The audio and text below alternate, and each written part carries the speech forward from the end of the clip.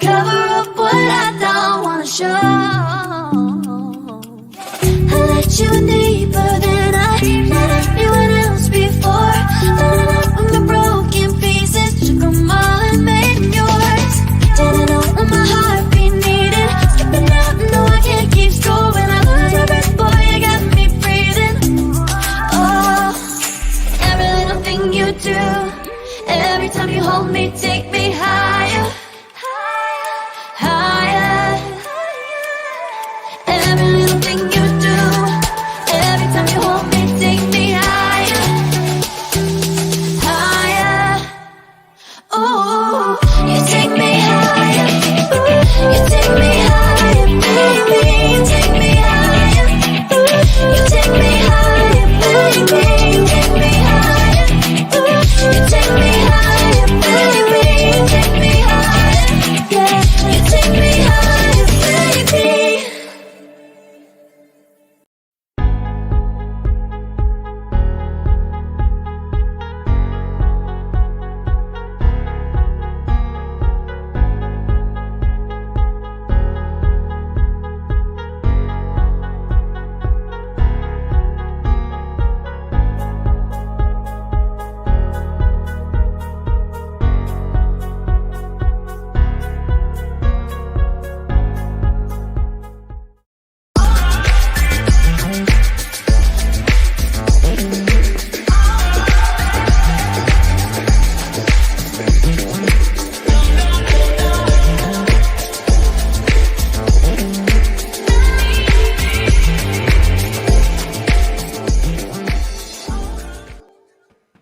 Welcome to Saturday Night Vibe, a progressive news show that just don't give a damn. I am your host, Marlon Clyburn, with Theus Robinson and Tracy on the line. Vibing on a Saturday. Happy Saturday. Made it another week in this country of ours. And in just 48 hours, we have to start it again. But hey, yay. Yay. Oh, I'm sorry, 24. I got 48. I'm using all 48. So, welcome back. If you are new to the show, please do not forget to hit that subscribe button. If you are returning, please right now hit that like button. Really, really helps out the channel. Gets the more likes that you get on the channel, what I've learned recently, the more likes that you get on the channel, the more YouTube uses that information to suggest it to other people who may be looking for certain things like that. So we're going to get into who's already here. And of course, who's already here is Susan. Hey, Susan. Susan was here 5 minutes before the show. I'm here, but I'll wait patiently for Marlon and the rest of the mafia. Hey, folks. Hey, Susan. Mickey. Hey, Mickey. Hey, Mickey. Hey, Mickey. Don't do that. Oh, Mickey, you so... Okay. Hey, Anna. Hey, Anna. And it's Anna. Hey, now. Hey, now. All right, Anna. What Mickey say? I was busy. And Troll was trying to convince himself that there is no systemic racism in this country and have so much fun. I had trouble tearing myself apart. Gotta love those. I personally thank you, Mickey, for doing your service there, because I don't do it no more. I just can't. I'm like, wow, okay. So you just gonna talk around me so that I don't just call you a racist. I have come to this conclusion, and I'll continue to come to this conclusion, that when we say systemic racism, we're saying systemic racism against minorities. And if you're not a minority, how can you explain to us that there's no systemic racism? Well, you have to understand that in America, there is one group that is considered to be emotionally balanced, objectively reasoned, and able to serve as an impartial jury against every other group. That's why you can have an all-white jury for a black defendant, all-white jury for a white defendant, all-white jury for a Latino defendant. But you'll never see an anything jury for a white defendant. Unless it's like an all white. But it's just America. It's America. Hey, I didn't see it, so it didn't happen. Yay. Yeah, pretty much. Yeah, it does. It does. Yeah, there's a popular singer. Well, I don't know who it is. It's a country music singer, and he's one half of a duo. But he that doesn't narrow down. Either, right? I don't know because I don't do country music. But one of my favorite podcasts is called The Holy Post, and it's all white cast, and they talk about religious subjects and how the church and the responsibility of the individual and the church. It's really, really good. It's the guy who created VeggieTales. Oh, okay. Okay, but super cool podcast. But they were talking about this guy. He's a famous country singer guy, and his children go to a wealthy school, of course, and it's a Christian school, of course. And he's anti-vax. Imagine that. And he got mad because the diversity person who was head of diversity, the only black person at school, sent out an email about history, and he called them woke and wants to take all his money out of the school and blah, blah, blah, blah. Because he said, there's no racism at this school, and I know it because I've never seen it. So I don't know what kind of racism people like that are looking for. Was it supposed to happen at the drop-off line? Was it supposed to be at the PTA meeting? So, according to him, I'm a billionaire because I've never seen $1 billion. Basically, you need to step into your billionairehood. That's what you got to do. Because, yeah. All your bank records, they don't tell us. They don't tell the story. Don't look at your bank records. Go by what you feel. Finally got them to get I need to leave Fox News light bulb on. 4 neighbors down, 4 to go. I applaud that you know your neighbors. I applaud that you care enough to try to get them to change. Because if you watch Fox News, you just automatically like, what am I gonna say to you? Well, imagine how bad the people are feeling right now over at One American News Network, though. They got dropped. They got dropped by AT&T. Wait a minute. Let me get my tissue here, because I feel tears coming. But all their poor viewers are now going to have to go back to Fox and get a more balanced view. Oh man! I don't even have a. Let's get this party started. God bless.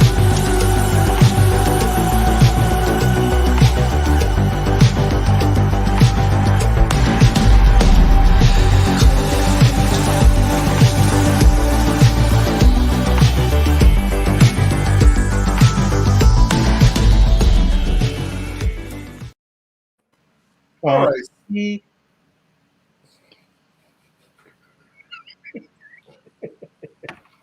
Now, Tracy, correct if I'm wrong. Did this afternoon said he was not going to do stuff like this? He sure did. He did say that. I don't know that I said that. I said I was going to do better. This ain't it. We're not done yet. Oh, you're gonna work it through the night. I'm gonna tone it down as we go, man. I done ate almost all my sweet tarts. It's sugar high. Go to the KR College. I'm not supposed to not feeling sorry for none of y'all either. Just if that didn't resonate, you have to hear it verbally with words. I could care less. But they're being canceled. Good. Canceled. Good. Accountability. I call it free market system, but they call it canceled. The thing that they tell us to do. Take personal accountability. It's the free market. Yeah, but when it's turned around and you have to deal with it, it's canceling. Got it. Yeah, it's like that, Susan.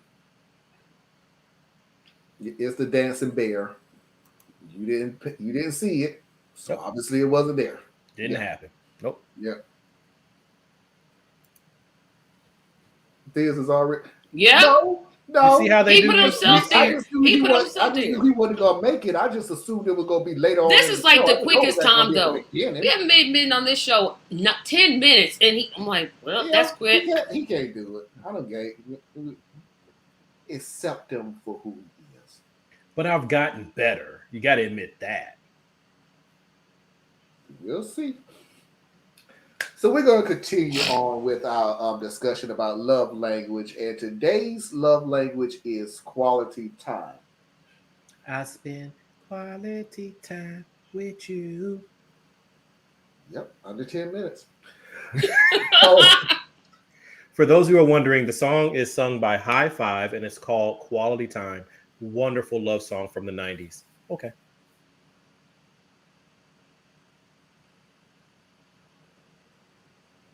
Still less than 10 minutes. So we're going to look at quality time. Now, quality time, does it seem like quality time sort of melts over into Stalking? Oh, sorry. Service. Gotcha. Yeah.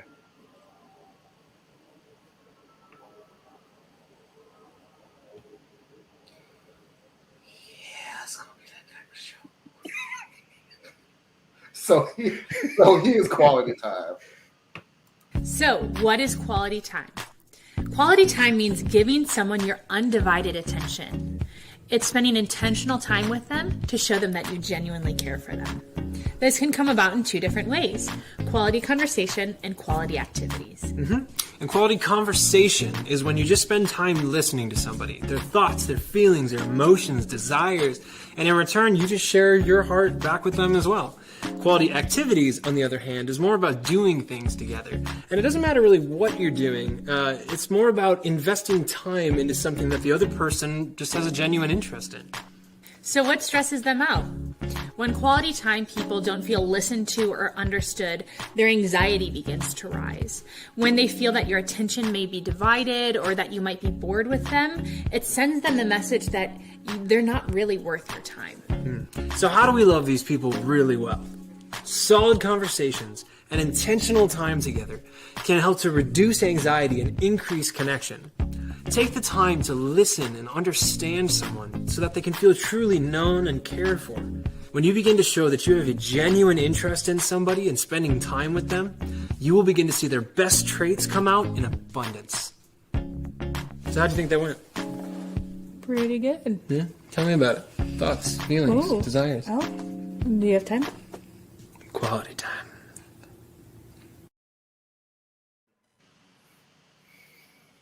Mm. I was all into that video until that ended. And it's like, What? Really? It took you that long? whatever. It took me about 3 minutes. I'm like, shut up. Well, That wasn't I a would 3-minute say video. It first seemed of like they all- were talking like 10 minutes. I'm like, okay, shut up. First of all, her hair color is gorgeous, and she's it just perfectly put together for her. His haircut was really distracting me, and then I didn't get the sense that like they actually had any chemistry. You know what I'm saying? Like she tried to play like she did, but you could tell that I don't even know if they knew each other before they did the bit. I just, Yeah, I had the opposite reaction. I kept saying, "Where's the wastebasket?" Because my dinner about to come up. Like, what? Tracy hardcore with it, boy. Tracy, I Tracy don't want a know boyfriend who that's you- never there. I don't know who you want. All that touchy feel, go away. If I spend time with you, you lucky. But you want a man. So that's not her love language. We can Yeah, write that one off. quality time ain't it for me. Write that one off. The third one. She Well, has then shut that down got to be the all last three. two. You haven't gotten to mine yet. Or is this four? Wait, what was the first one?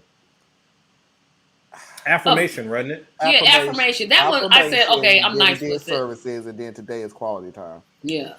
And she shot down all three. No, I didn't shoot down affirmation.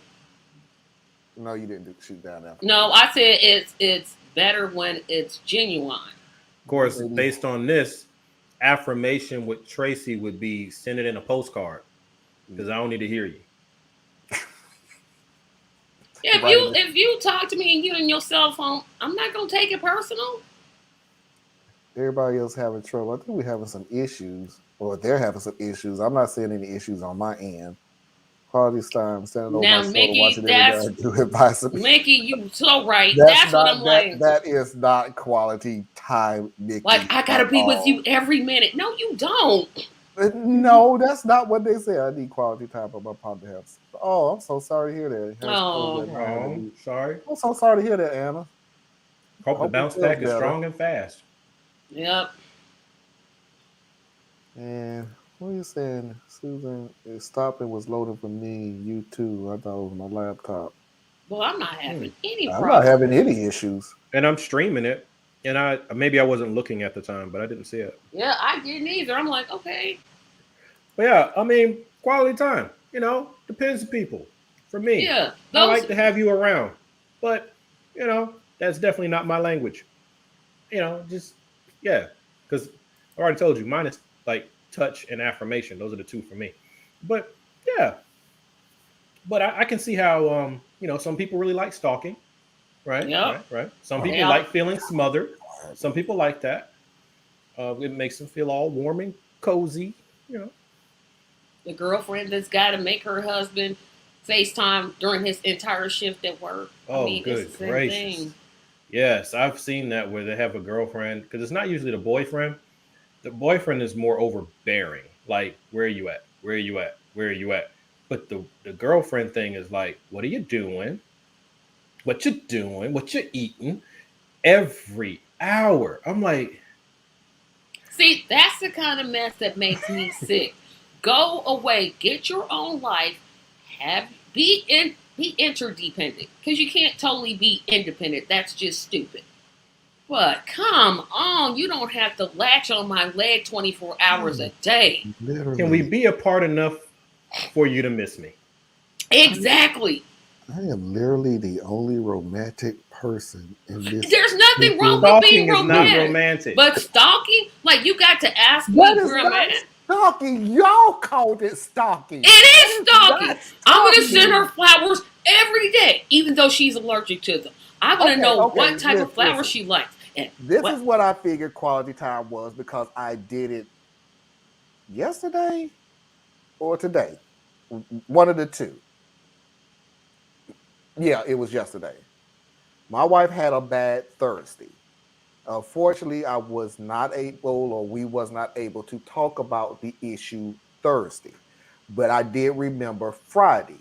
Now, what I used to do was, hey, how was your? Well, no, let's be honest, because I told myself in 2022 I was gonna be honest. Usually, I was like, if she ain't bring it up, I ain't gonna bring it up. I'm not doing that this time. Not only did I bring it back up, what I used to do was I would pause whatever I was looking at on YouTube and everything because I didn't want to miss what was on there and I didn't want to look it up again and everything else. This time what I did was I shut the whole laptop down. Shut the laptop down, cut the TV off. She had my undivided attention to say whatever it was that was bothering her the day before. Granted, I understood half of the stuff that she was saying because it has a whole bunch of letters and analogies and everything else that I don't understand about her job, but that's not the point.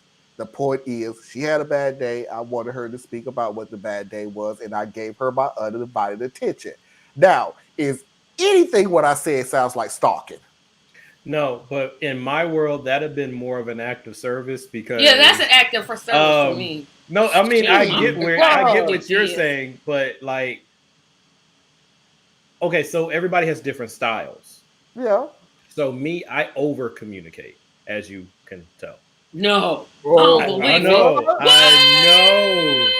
I use my words, right? But my wife is not an oversharer. She's more of an internal person.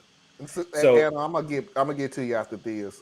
so I had to learn that her style is not going to be uh, catered to by me imposing my style onto her. So if she's having a bad day, I probably will leave her alone because she ain't gonna bring it up until she's ready, even if I ask her. So that's what I'm saying. Like that, I can feel how that one goes. So in those situations, that depends on the other person. Exactly. I think it always depends on the other person. It There's some always people who does. have What a do bad they day, need? really don't want to talk about. Yeah. Anna, I'm gonna ask you a question while Tracy is talking. So you said it's not quality time. So what do you say it is? Go ahead, Tracy. I'm gonna have to agree. Well, I hate to say this, I'm gonna have to agree with this because that's to me. That's what you're supposed So to. you're do. saying that's service then? That's No, it's just say, part of being in a yeah. relationship. So there's a difference between romance. Well, don't start me on my whole romance without finances and nuisance. But I'll leave that discussion for later. There's a whole difference between romantic and okay, I'm just gonna listen to you and be here for you and listen to you. Those are they are two totally different things. Because sometimes, depending on what time of month it is for that lady, if she's a certain age, you don't want to be nowhere near her. You just want to stay far away from her as you can possibly stay from her. See now, you can speak on that definitely better than I can. But as the partner to a woman, I have literally never had really that big of an issue, even with past relationships where like that time hits harder. You know what I mean? Because everybody's affected differently. But I've never really had the Yeah. ooh, let me get away from her. Be around a menopausal woman. Because menopause ain't nothing to play with. I have never Oh, had those that men. issue. That's the So only I thing. think it all depends. Yeah. Like you pick your battles and you know your partner. So if she's in that kind of a weird mood and you Marlon, you just kind of poke at her a little bit to see what's going on and you get your head bitten off, you just walk away. And then you come on back That's later. when her Aunt Flo shows up. When Aunt Flo shows up, run. Just go and just wait till she leaves. Yeah, I think when we think about the term of quality time. So you were disagreeing against Diaz and Tracy when they were saying quality time is not smothering. Yeah, because I don't know. I think when you say quality time, using the definition that was given by the two children in the video. Yeah, thank you. Then the way you put it makes perfect sense. When I hear quality time, it does blend more towards the act of service a little bit because it's what is it that person needs? That person likes having me around, but I really rather kind of do my own thing, but I know that's what she needs. So here I'm going to sit down and I'm going to watch RuPaul's Drag Race, which I could definitely care less about watching, but she likes it. So I will do this with you. You better than me, because if I don't like something, like, look, we not going to go see Cats. We not ever going to go. No, you go by yourself. You have a great time, but I'm going to be right here. Yeah, he called them the children. They were. Relationship experts at 22. Yeah, all right. And Mickey, that's what I was Nobody's doing. Was disagreeing. I remember back in the day, and I had an issue of not giving her my undivided attention. It was more like I'm trying to give you. There is a strong difference between giving you attention and giving your undivided attention. That's true. If you are on your phone and the person is talking, you beyond a doubt may catch maybe every other word. You're barely present. Yeah, you're just sitting there. Yeah, you're just like you're present there. You're not giving undivided attention. You're there. And unfortunately, we do have some people who actually figure we never spend no time together. Yeah, you do. I've been in here this whole time with you. What are you talking about? That's not the same. Nope. Being in a room with you, you can be in a room with somebody, never speak a freaking word, and they still feel lonely. But you could also be in the room with somebody, never say a single word, and that's quality time. It all depends on the other person. Because sometimes you just feel better seeing and knowing that your other half is there. You know? So it all comes down to, like you said before, Marlon, the languages of the two people involved and how they. Yeah, that's Kinda. what I was saying. What's going on, D? Hi, What's up D. there, sir? See, Susan. Marlon said we should stalk and hide in bushes and surprise with like gifts by throwing candy at them. Let me push back a little bit on what Anna was saying. Just a small task, because I'm totally ignoring Theus, and I don't care if he knows. That may be an issue, in my opinion. That may be the issue that America has been going through for a long period of time. Is multitasking, is trying to do so many things in a short amount of time because you are capable of doing. If you're dealing with somebody who wants quality time, multitasking is not the action that you need to be taking at this time. Yeah, don't. I'm with. Now that I agree with. Um,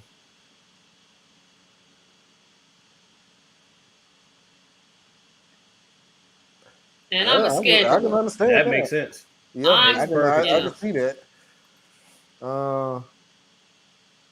Thank you, Anna. See,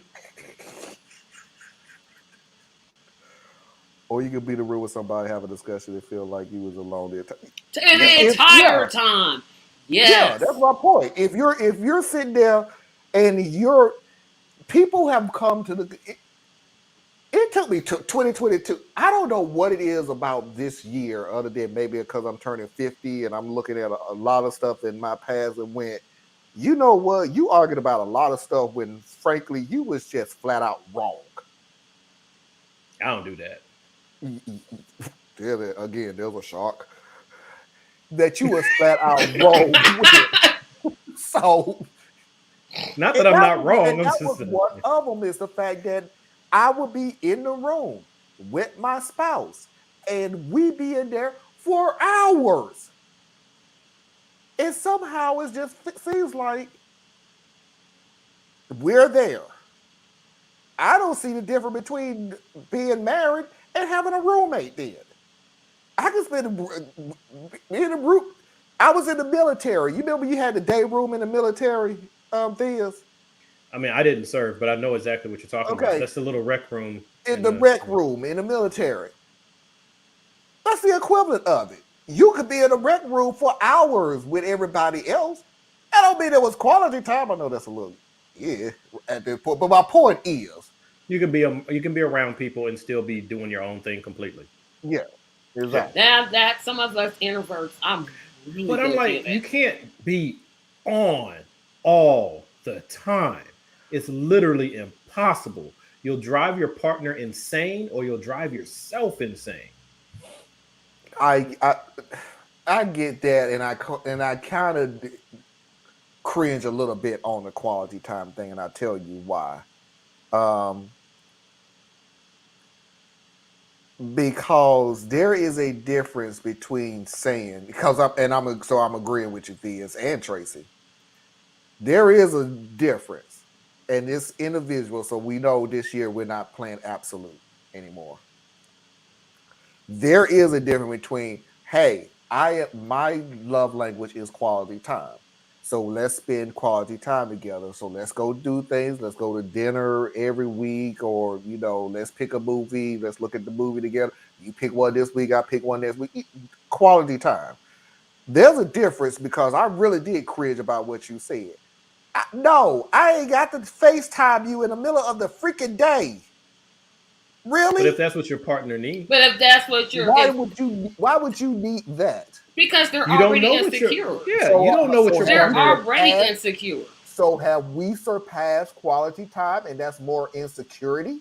It might be, but it's still quality time. So that's not quality time. I disagree. That's insecurity. I disagree. No, I can see where Marlon. I see Marlon. I see where you're Marlon's going with it. Yeah, but what I'm saying but is, there's a if difference. you have a partner who has insecurity issues, Don't that be with doesn't them. mean, well, no, because we all carry some type of baggage. Look, see, I'm not gonna be with some dude to where you at, where you going? No, Right, that wouldn't work for you. That No, wouldn't work that- for you. That's how Thea's been upset with me. Thea said stuff. Sometimes you just got to ignore him and move on. Yep, Susan. Marlon ain't lying about that one. He ain't lying. God, the man I don't know came what back happened. singing. What happened? What happened? Did somebody take my side? Somebody took my side? When I said I'm ignoring Thea's and moving on with the subject, that's what she That's talking cool, about. yeah. I had to move on. but it's like we all carry our own different types of baggage. So what if the person What? rope? That's going to be touch. Yeah, that's That's acts of affection. Carry on, Thea. Sorry. But if you have a partner who fits you in pretty much every way that you need them to, but their past, whether it be bad past relationships or their childhood or whatever, has scarred them in such a way that they have abandonment issues or whatever, you don't just throw the person away. Part of being in a relationship with somebody is finding out if their brand of crazy fits your brand of crazy, and you help each other. You know, like you may not be a good scheduler, but the other person excellent at scheduling. You may be fiercely independent, but the other person is more of a cooperative person, and you feed off each other. So if you have a person who's a little clingy, but he or she were abandoned as a child, otherwise they're fully balanced out, then okay, fine. On my lunch break, my way of giving you some quality time is on my lunch break, I'm going to FaceTime. I can't promise I'm going to do it all day because I got to work. But on my lunch break, that's something I will do for you. That might mean the world to that other person. I don't think that's a bad thing, if that's the dynamic that you're in. I think Let me say one thing. I wish some trifling man would. Whatever. Because, see, that's not for me. That's definitely not for me. But why does that make him trifling? It just means Because you got to know, you. first of all, I don't belong to any man. I'm not talking about a sense of ownership. I'm No, talking but I about am. codependence. I am. Yeah, But I he's am. talking about a controlling person. Yeah. That's a little different. You're Where not you gonna, at? You got Yo, off at 5 o'clock. It you only can't takes 8 go minutes to here. get You here. can't wear this. You can't wear that. No, you're not going to tell me nothing. But Only thing- wait a minute. I'm gonna That's a stop you, different Tracy. I'm dynamic gonna than what I stop you, was Tracy, because talking here's about, the though. issue that I've been seeing lately. Making suggestions ain't trying to control you. No. And, That's- we done had some situations where it just seemed like, dear, it's kind of cold outside. Are you sure you want to wear that? You ain't gonna tell me what I can wear. Ain't nobody telling you what you can wear. Just let her go out there and catch a cold. cold. And then when Nope. she catch a cold, she going to be like, dang, I should have listened. No, She'll never that's tell not you what she you- should have listened. You got to That's not how catch a you cold. take care of somebody in a relationship. You say to Sometimes you them, got to hey, let them people jump. Let them my jump. job, I say it all the time, my job is not to raise grown folk children. But I am concerned for you. So that means, hey, did you Thank you, know Anna. that it's 30 degrees outside? You might want to wear a jacket. And if she's like, no, I'm fine, well, then that's your call. But I'm not wrong for saying you might want to wear a jacket. And if it's a woman who feels like that's me overstepping my bounds, and she definitely ain't the one for me. So, because I ain't going to fight in my house. And I'm going to answer Anna's question. Could you bring it back up? No, that is not what I'm saying. Every relationship does not equal controlling. But some of the ones I've seen, I'm like, oh, no, that ain't for me.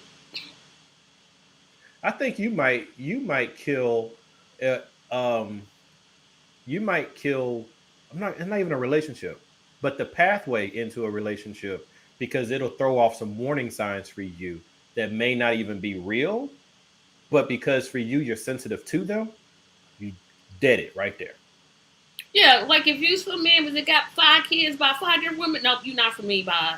Well, I mean, that's You kind of keep extreme. going to the extreme of the extreme. You know, I know that's men like you're with not 5 dating- children by 5 different women. I know several. I can go past 10 hands, 10 fingers. So yeah, that's like saying I'm not going to, go to the probation office to find a date. I mean, yeah, that might not be the best place to go. Well, you know what?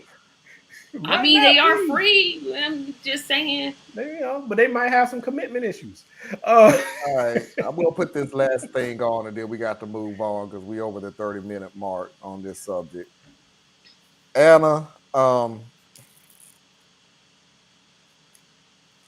don't know what happened to this mafia lately. Now you're not tying me up. You're definitely, and you're not hitting me. That might be. I mean, I know there are people who are into various things, and I will never shame you for your kink. Knock That yourself one out. ain't mine. You hit me, you might get hit back.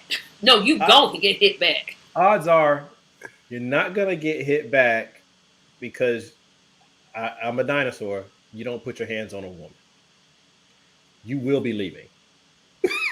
And I don't know you anymore. Like literally. Depends on where she hit you. Huh? Depends on where she hit you. Oh yeah, well, like that extreme leaving. level kink, like where they like be kicking you where you. Yeah, that's not my world. Yeah, I will knock you out because that I'm sorry, but hey, find your flavor, do your thing. Pineapples is a safe word. Exactly. I agree. Yes. There you go. Yeah. That's like saying, what was it saying? The safe word is two, but she kept saying two. So I didn't know if she was talking about two, because there's different ways to spell two. Here's my deal. Okay, so then why do you have?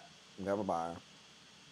In my world, I have never had a safe word because I never needed one. So my level of kink doesn't climb that high. Right? It doesn't go that far.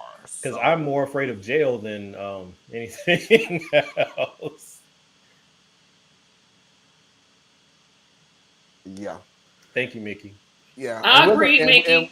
And we're going to end it right there because actually that's what we're exactly going into our next topic is the disturbing trend. Well,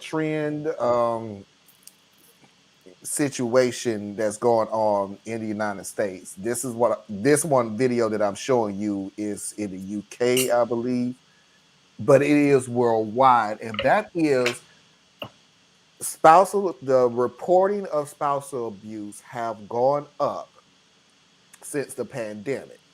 Well, yeah. And what I have discovered and noticed, and I don't know if this said in this video or not. I'm gonna play it, and if not, I'm going to speak on another video that I did see what a lady said. But that spousal abuse reports have gone dramatically up since the lockdown.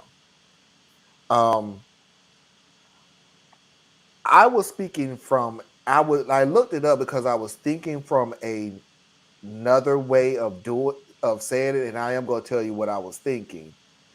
But this is flat out, this has always been going on, and the pandemic shut it down. So now it got so bad that the reports have gone up.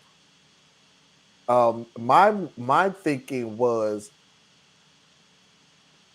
did the reports go up because of the shutting down of the pandemic, and now all of a sudden the person is becoming abusive? Which my question would have been, well, there must have been some abuse going on to begin with, because I can't see all of a sudden you being around your spouse for a significant amount of time all of a sudden has pissed you off to the point of abuse.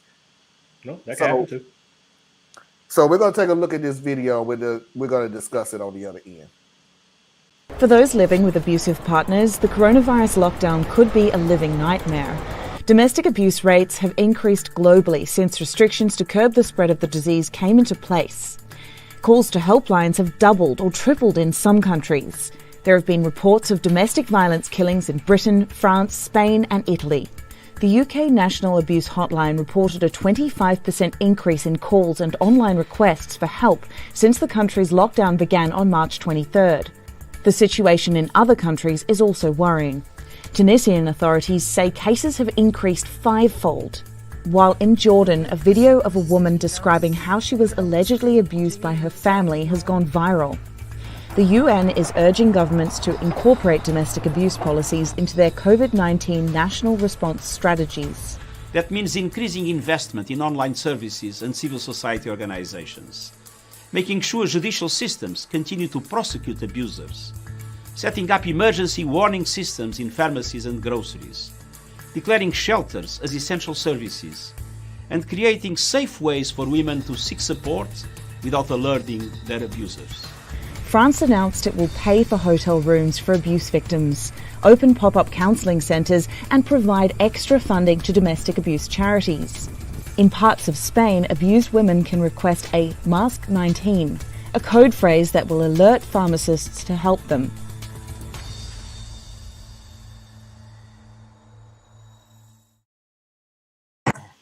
So, as you can see, this issue is not a American issue.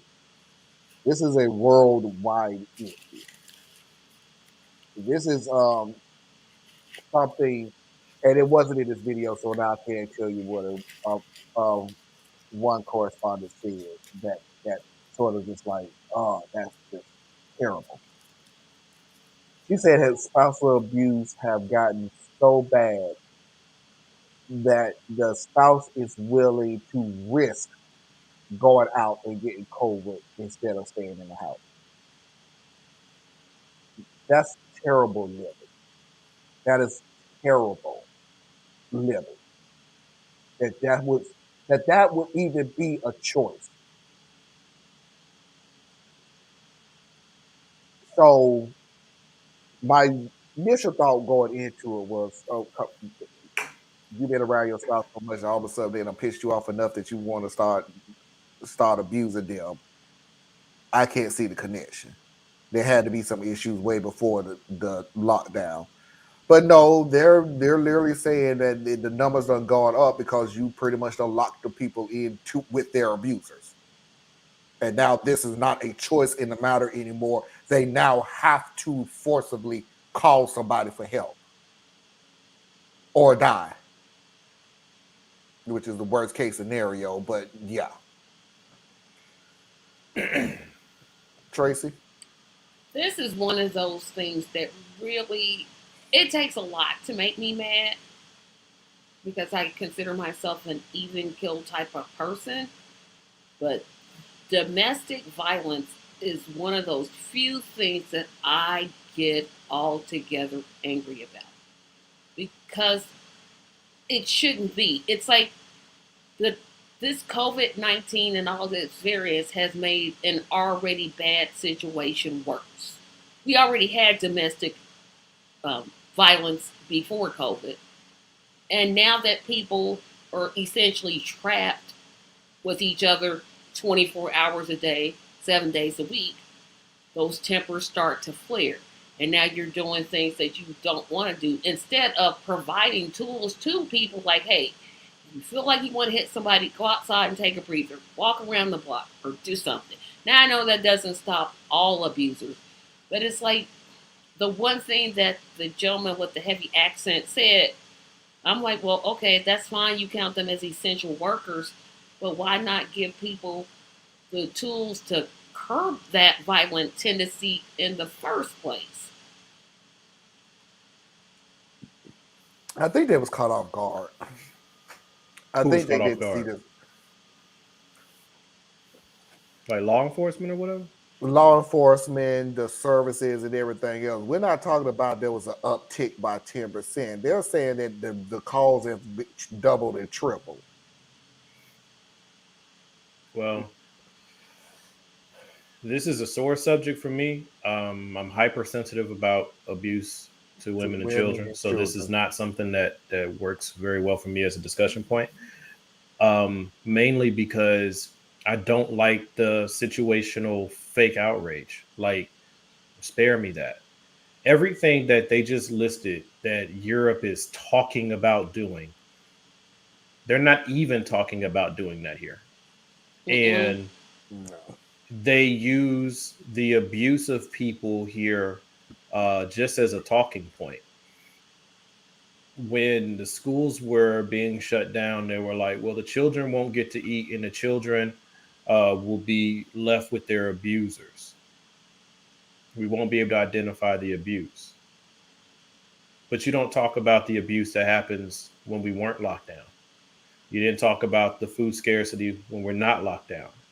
You don't want to put the money into our foster system. You don't want to increase the pay and staffing for social workers so they can actually be able to support women and children and some men who were exposed. So it's like, it really just pisses me off because it's just one more time that this is just something to talk about, you know? Let's say that you put in a code where, so a woman doesn't have to, or whoever the abused person is, doesn't have to call and stay on the phone to try to get help. They can like text a particular code. Okay. What's next? How soon will someone get there? When they do get there, is the abuser really going to be punished? Because in America, we don't look at domestic abuse and we don't look at sexual abuse as real crimes. And you can't convince me otherwise, because they'll say, well, you need to file a restraining order.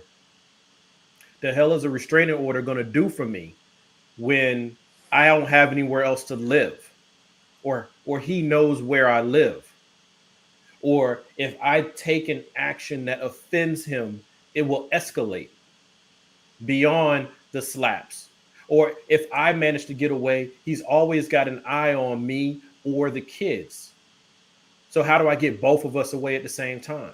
You see, it's just, people don't want to fix it. So like the story, yeah, that's cool. It's great to grab some people's eyeballs, but the people don't care. People just don't. Yep, and Anna's raising a good point with the lack of mental health services. Like I said, it's making a awful situation worse. One of the most dangerous calls that a police officer can respond to is a domestic violence situation, because it's not about the abuse. It's about the power and a sense of ownership.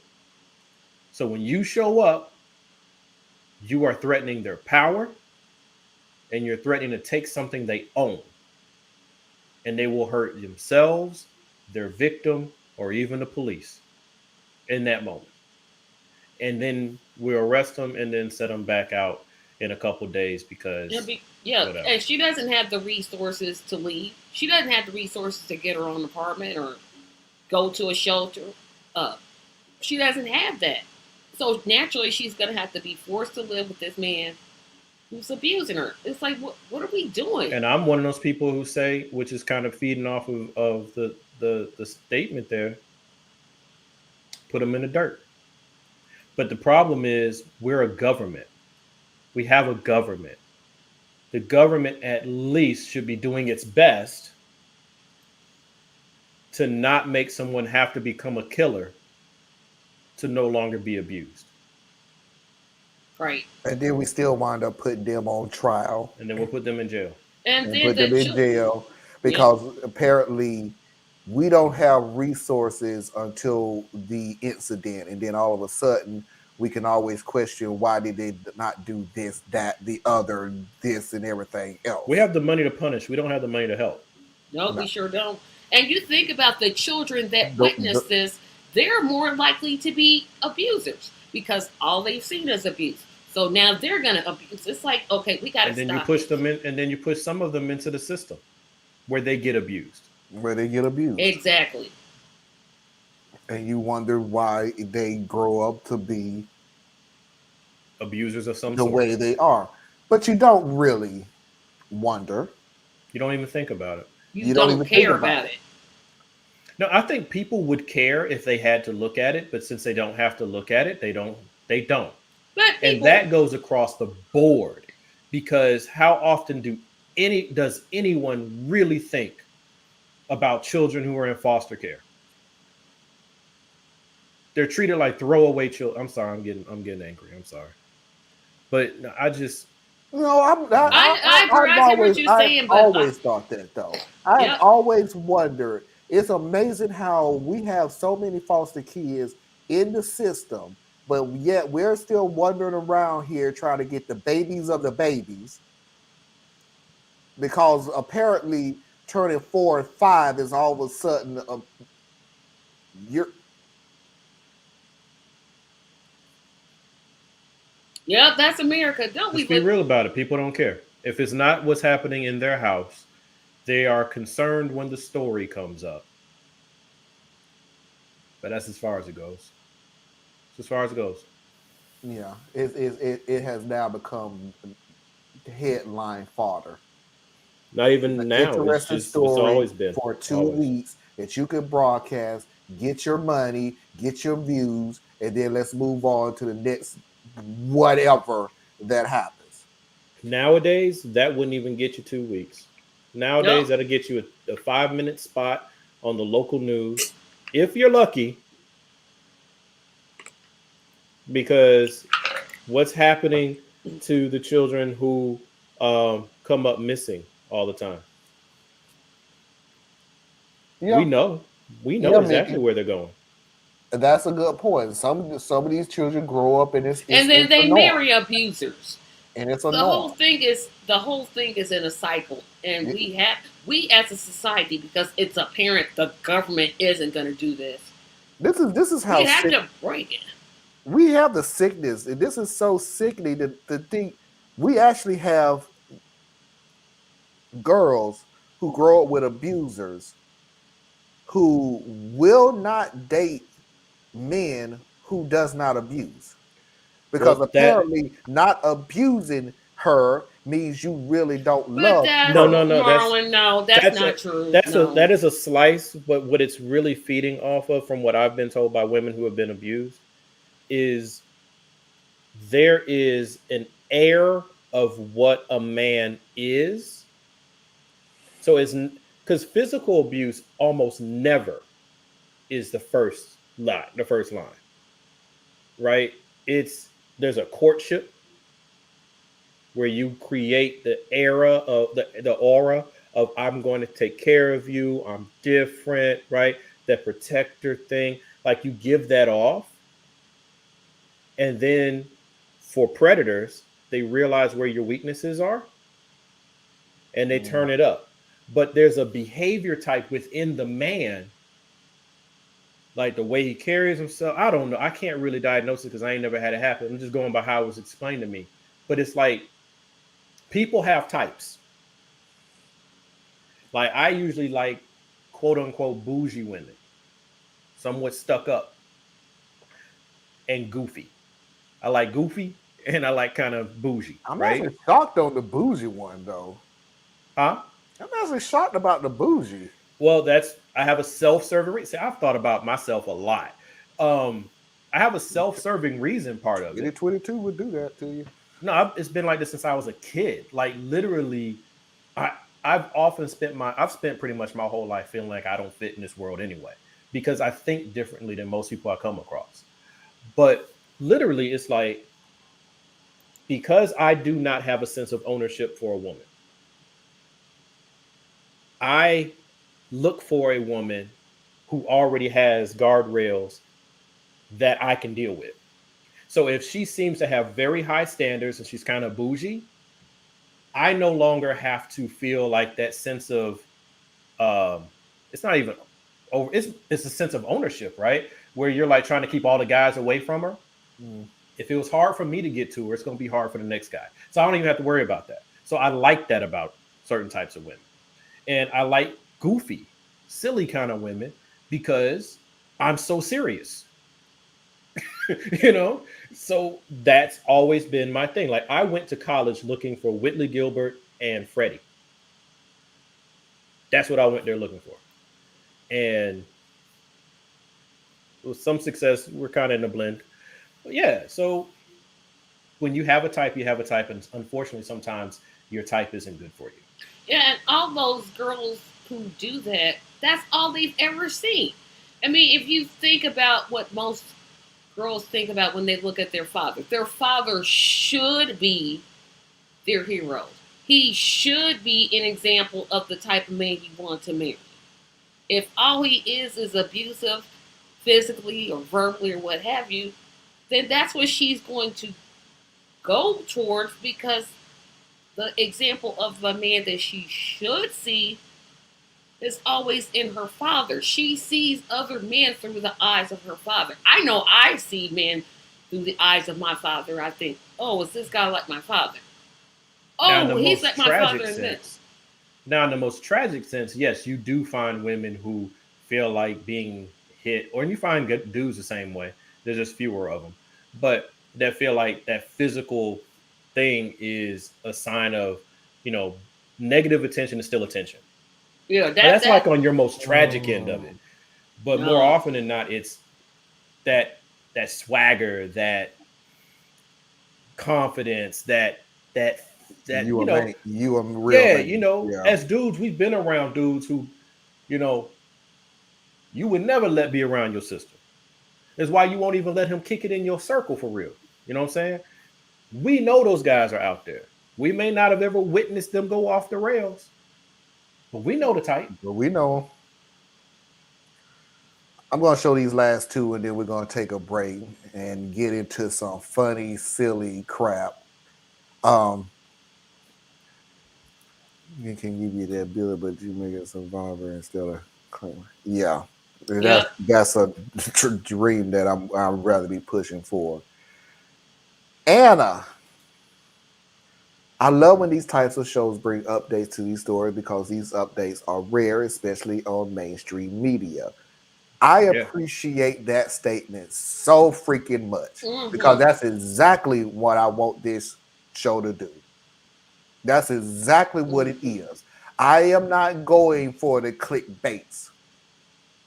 I don't care if the clickbaits ain't helping people, my people, America, whatever.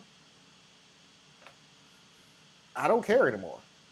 I have to put on something that I know is actually going to help somebody, not excite you enough that you want to tune in next week. That's not what this show is for. Sorry, but I'm not sorry. You may want to go to someplace else. That ain't this show, and it never be. We already got Foxy's videos of the week, which the majority of the time ain't helping nobody. It's for humor. It's to get levity and everything else. But the stories on this show is to help somebody who may literally be scrolling by and just happen to be seeing this. And no, I don't care about telling a story about how white people are not getting the vaccines because they white. Go somewhere else. Sorry. Please go somewhere else. Wait, but Marlon. It ain't no but Marlon. They don't want the vaccine because the vaccine is by the government and they're trying to get and control their bodies, and they're being discriminated against them because they happen to be white and don't want the government evil juice. And then, but the government evil juice is being administered by white people and white-owned companies. So it's white people discriminating against white people for being white. You can put him on mute. You know that, right? You could just put him on literal mute. But I'm saying this is joking. But yeah, I've heard some. Trump said this. Trump said this out of his mouth. This story came out last week. So I know all of y'all seen it, but they don't want to talk about it because it'll make them look bad. Dude, did you just say it came out last week? So somebody is talking about it, but they're not talking about it. My God, man, shut up. He can't. That's the thing. He knows he has royal cronies and trolls. I gotta give him a little bit of credit though, because he waited until the 9th hour to start trying to take credit for the vaccine. And his supporters are dying in droves because they won't get the vaccine. And he's like, wait a minute. So he can either embrace not getting the vaccine, which is not good for him. Nope. Or he can say, I'm pro-vaccine, and the reason why you guys are dying is because they don't want to help my supporters. Ignore the fact that your supporters refuse to get the vaccine. Yep, and then go to the hospital when they get sick. It's actually quite ingenious. It's pretty. He definitely has somebody help him work that one out. Excuse me. Mickey, here's the full story, and I can't remember what that idiot is. What's the one that's just really, really freaking loud? Alex Jones. Alex Jones. Alex Jones did a story where he sent one of his people into the hospital saying that he needed treatment. The hospital told him, you don't need treatment, you're fine. Now, that is the full story. Little Tuk Tuk picked up on the story and showed the video of the guy saying, you don't need treatment, and ran him up. Never said it was Alex Jones. Never said it was Alex Jones' show, and never said it was Alex Jones' people that went into the hospital. He skipped all of that. That was purposely. And went straight to the video of the doctor showing, hey, you don't need it. See, that's what I'm talking about, that they're discriminating against white people when it comes to the treatment. The same treatment that you're saying that nobody wants to take anyway, because after 2 years, they still have questions. Trump picked up on that story, and I already explained what he did with it. I don't listen to Alex Jones because one, he's worth Alex. $55 million and he can't pay child support. I don't listen to people who don't pay child support because they're garbage. Why am I listening to him?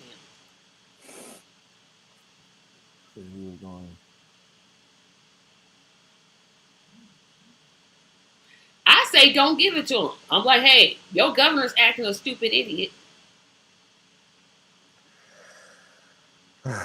Y'all blame y'all governor. Don't blame it. Ain't me. I tried to send it to you. Maybe they'll start getting vaccinated if you tell them that they have to pay for it. No, I still say give it to other countries. I'm sticking to my same thing. As soon as we start sitting into third world countries more than we that's have when they're gonna here, be like, that's when everybody start really crying. Yeah, I'm over it either way. I'm over it either way. You know, I believe that people have the right to make their own decisions, and sometimes they make stupid decisions, and then you accept the consequences of your decisions. We're going to take a break. I'm not finna be down. I feel good. It's closer and closer to my birthday. March 23rd, getting closer to my birthday. So I am not trying. Plus, tomorrow is the heavy stuff, so I'm not trying to do 2 heavy days in a row. That's just not about to happen. I love how you're like forecasting your birthday 2 months from now. Yep. Hey, I did that. Tracy did it. Yep, I sure did. I was like, I'm milking this. But there's a reason why I milk mine the way I do. There's a reason. My anniversary's in March. My mother was born in March. What are you doing? Why do I do that? Having an anniversary in March. Oh, yeah. I was going to say. You going to say happy anniversary and move it, keep it pushing there? Oh, see, once again, is what works in each person's, relationship. We don't really do big things like that. For one thing, we're so silly that we got married on St. Patrick's Day. Oh, that's my grandfather's birthday. We had no idea it was St. Patrick's Day. So each year when our anniversary comes around, it's real tough to go anywhere that we can afford to go because it's St. Patrick's Day. Yeah, you might as well get married on Valentine's Day or Christmas. The people that do that just drives me up. Oh, don't they make Let's get married on Valentine's Day. Why is this place so packed? And so for us, like we literally on our anniversary, we'll probably, if we have the day off, because it's not guaranteed that we'll take the day off because we don't really do anything that day. We go out to eat, and then maybe the weekend following, or we'll, in this particular case, we're trying to plan for going to Puerto Rico this year. So that's our plan. So we'll see. Okay. Who is Neil Diamond? You don't know who Neil Diamond is? He sang that He's an song, actor, Sweet Caroline. Da, da, da. Neil Diamond, the singer. In a word, no. Oh, y'all stay down that one train of music loving. I'll give you that. Y'all stay consistent. I'm honest. I know exactly who Neil Diamond is. I didn't know his birthday was Monday. So I thought Neil Diamond was an actor, but no, yeah, I do singer. know that song because unfortunately I grew up in the 80s. What was that movie? Oh, good. It was like oh man, I'll think of it, but I don't think he was the one that they were focused on. Saving Silverman. You remember that movie? I remember Saving Private Ryan. No, that's a war movie. Saving Silverman. If you haven't seen it, hilarious movie, one of my favorites.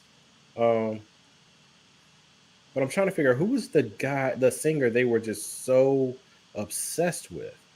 And was it Neil Diamond? Could have been. Well, no, not Meatloaf. No. What's the other guy? It's not unusual to be that guy. Yeah. Bob Jim. No. What is his name? Say one of the words. Jones is his last name. Jones. It's not Bobby Jones. That's the black gospel singer. It's not Jim Jones. That was the guy that made everybody drink Kool-Aid. Was it? Hope it wasn't. Listen, George Jones. I know his name was Neil Diamond. It's Neil Diamond. Oh, it was Neil Diamond? Oh. Yeah, I'm looking at the cast of characters. No, and Susan said Neil Diamond, people. Yeah, we don't know. Hello, you know I'm in the 80s. I'm from the 60s. And Tom Jones. Tom! Oh, those sounds like it's not George, it's not John, it's not Jim. I'm going through everything.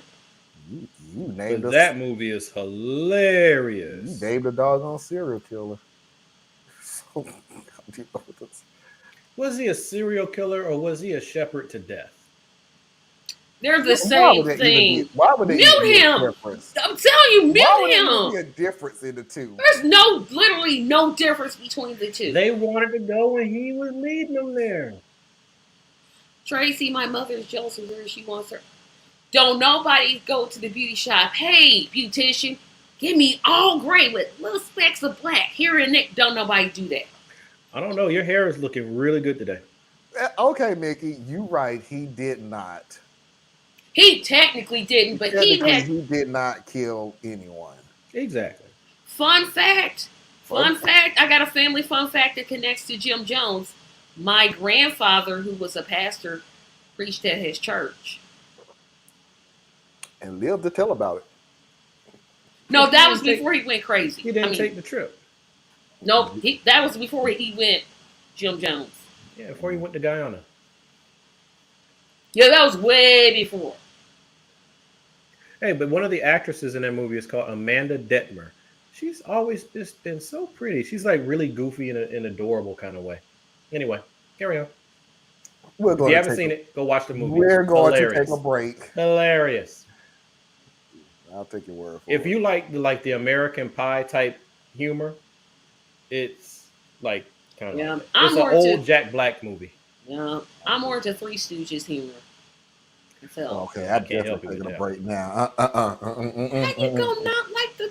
We're going to take a break. We'll be back in 3 minutes, so y'all stay tuned for the second half, where we will be going to Foxy's videos of the week.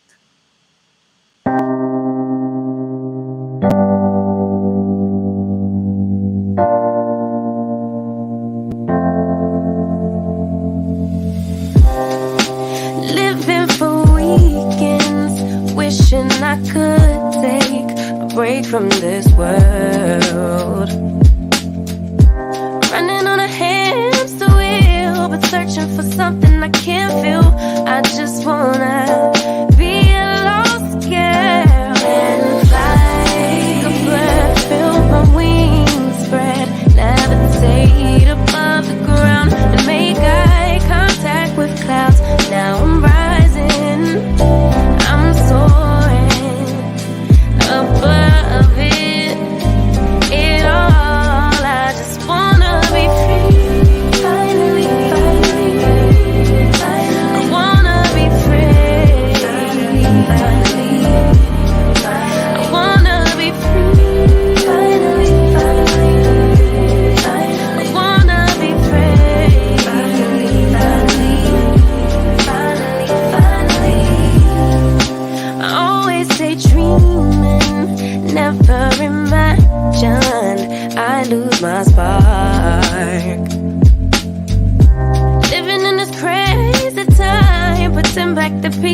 my mind. I know how to run from the dark and fly. Till my wings spread, levitate into the clouds. I'm so high above the ground. I'm rising. I'm soaring above it all. I just wanna be free. Finally, I wanna be free. I wanna be free. I wanna be free.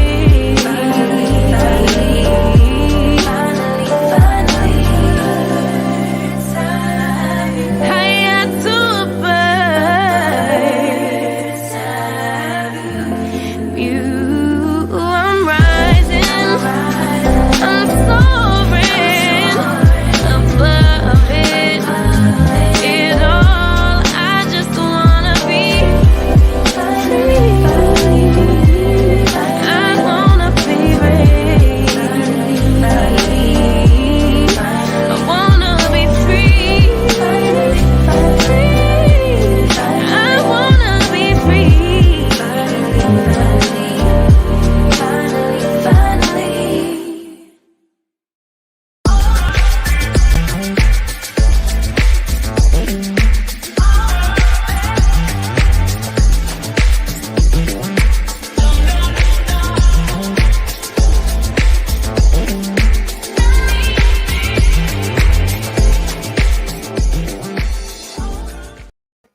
We are back. Thank you all for tuning in to the first half of the show. And just to take a little dig, you notice that I only have one commercial. There's know what I'm talking about. Oh yeah. We talked about it the other day. I only have Hey one. guys, I think it's about time we take a quick break. Hey, let's go ahead and have another break real quick. We're gonna have a quick break. This is our story. Trump sucks. Hey, you know what? That's great for us to end it right there. Let's take a quick break. Whatever. You know, this isn't my show, so I can't put them on mute. There's nothing I can do about this. No, because I know who he's talking about. Sorry, my contacts are dry. Got me. I know. Yeah, I must have missed this whole conversation. It was.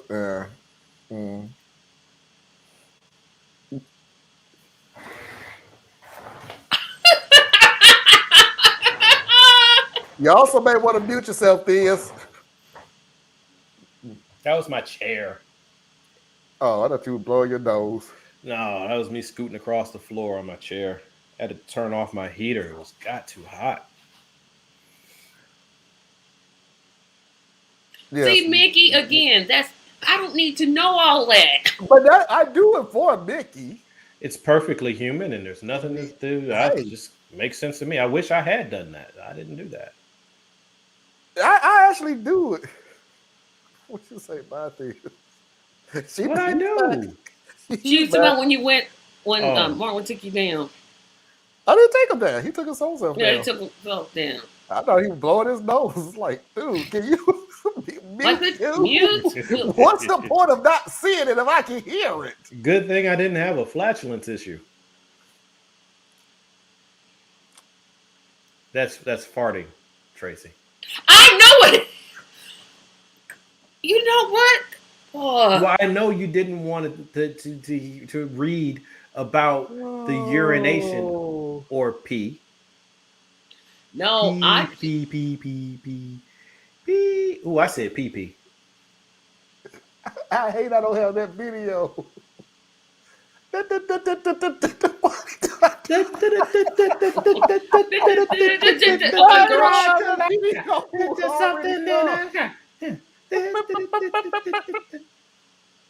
Oh God.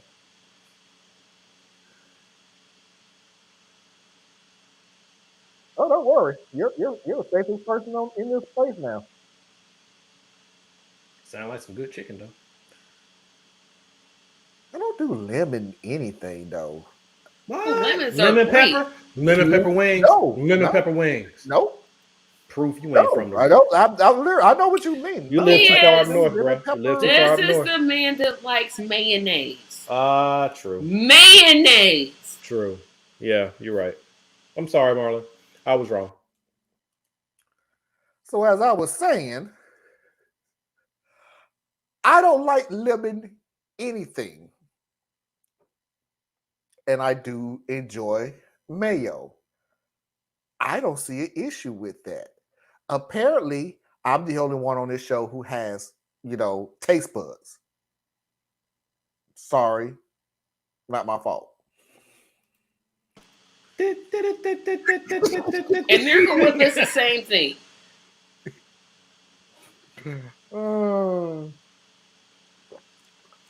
Oh no. They canceled themselves. You know what, Mickey? Can't nobody cancel me. I got way too many podcasts going. I'm gonna be all right. See, there you go. No, Mom, I love Mayo too, and the other stuff. So, no, what I'm saying is, I don't like anything a dish that has any lemon flavor because I don't like a sour dish. And You I don't like meringue lemonade? pie. Lemon Lemon meringue meringue pie. sour dishes. I can drink lemonade. I put lemon in my tea. I do stuff like that. But when it comes to Baked chicken with the lemon zest. nope. Ooh, boy, that's so I don't good. do stuff like that. I don't. It's just not my thing. I recently discovered that I don't like red sauce. Ketchup, marinara, all that. Wait, stuff. whoa. How you gonna eat spaghetti and you don't have no marinara sauce? pizza, I have ziti. because my choice is Alfredo sauce. Well, because wait it a looks minute. like If you mayo. order a But- pizza, what do you put? What you gonna put on the? Literally, Tracy, I literally talked about this today. I'm like, what? Are you gonna put on? I have discovered that some pizza places actually says, do you want sauce or do you not? And a majority of the time I have figured that when I take the sauce off of a lot of pizzas that was to me, it actually was pretty good now. That's cheese But bread. what bro. you the sauce do? off That's of. just baked bread with That's stuff just in cheese it. bread. What's it? Like if you make First spaghetti? of all, is anybody still ordering cheese pizza? No, I'm just saying if you take the marinara sauce off of pizza, you basically just have bread with stuff in it. He bought cheesy bread. Yep, In that's a circle. it. Cheesy Yeah. bread. First of all, don't ignore cheesy bread because some of them Little Caesars cheesy bread is like Little Caesars, nothing is good. their cheese bread, their garlic cheese. You get bread. that mess Ain't out nothing the that door. ain't nothing that Little Caesars. That Nothing. I want. Nah. Nothing. You get it out the door. Well, Yo. that's it. It's going.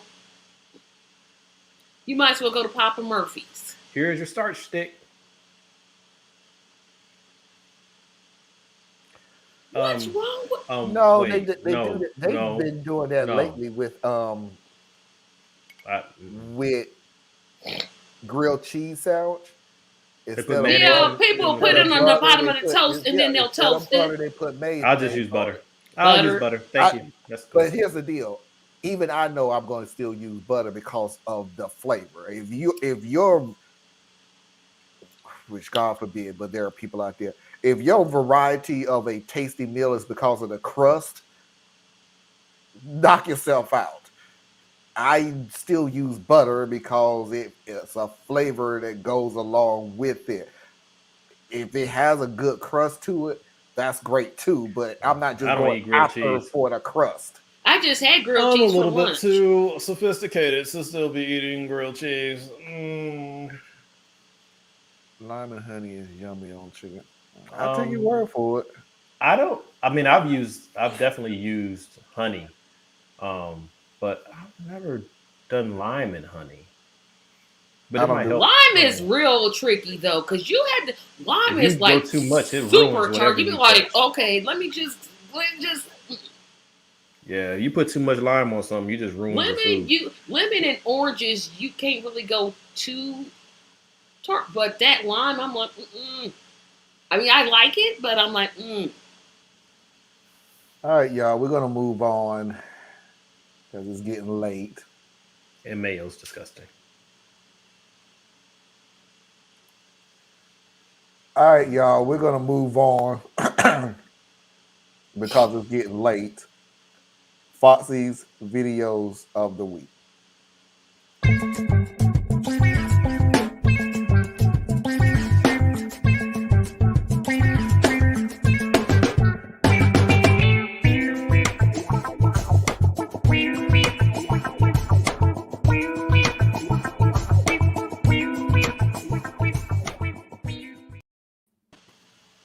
I will not be insulted on my own show. I didn't insult you. He I insulted the insulted condiment. mayonnaise.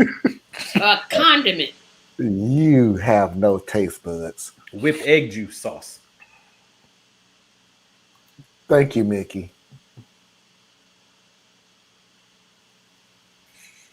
No, me.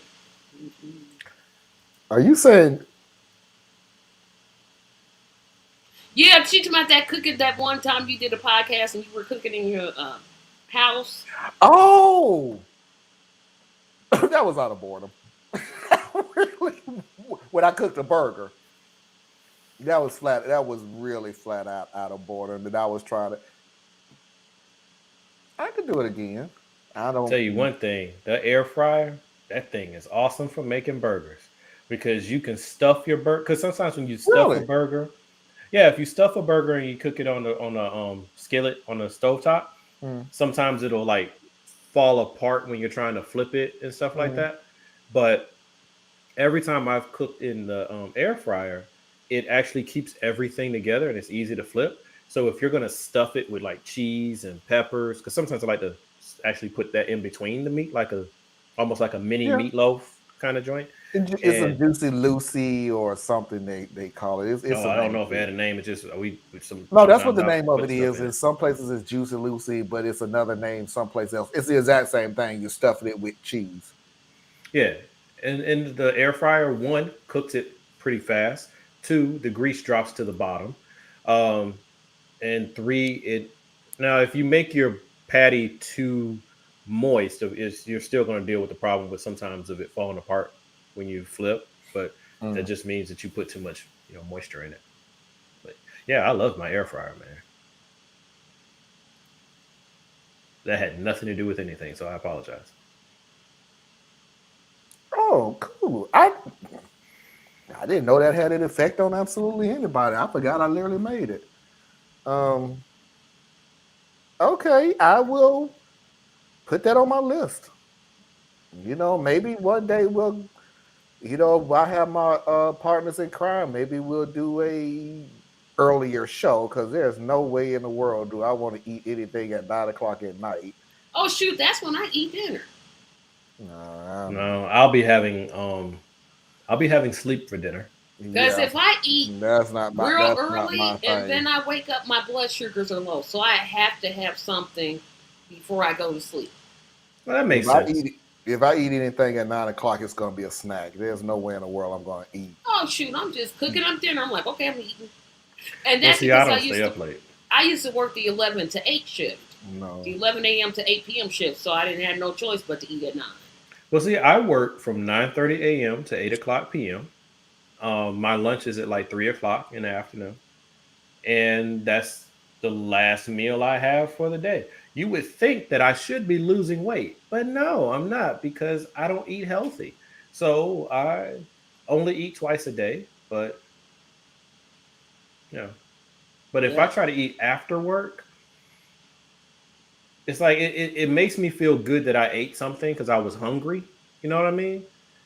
But then I go right to sleep. And as soon as I wake up, I'm starving because I ate right before I went to sleep. It's weird. Yeah, I can't afford not to eat before I go to bed. I'll be like, yeah, my blood sugar actually crashes. I don't know if it's my blood sugar, but I definitely feel starved when I wake up if I eat right before I go to sleep. Hey, y'all remember this? So we're going to get into it. So we're going to get into it, right? No, that's everybody's fault. That's why I love this crew because I have to keep mindful that we got to keep going because but I really did forget. I was like, the only reason I even did it because I went, did I play the video? Yeah, I did play the video. Wow. All right, so the first video is basically just picking on Trump. No tengo mucho para ofrecerte, pero cuando paso por aquí me preguntan qué soy, digo, The Trump administration spent all that money. And they made doors.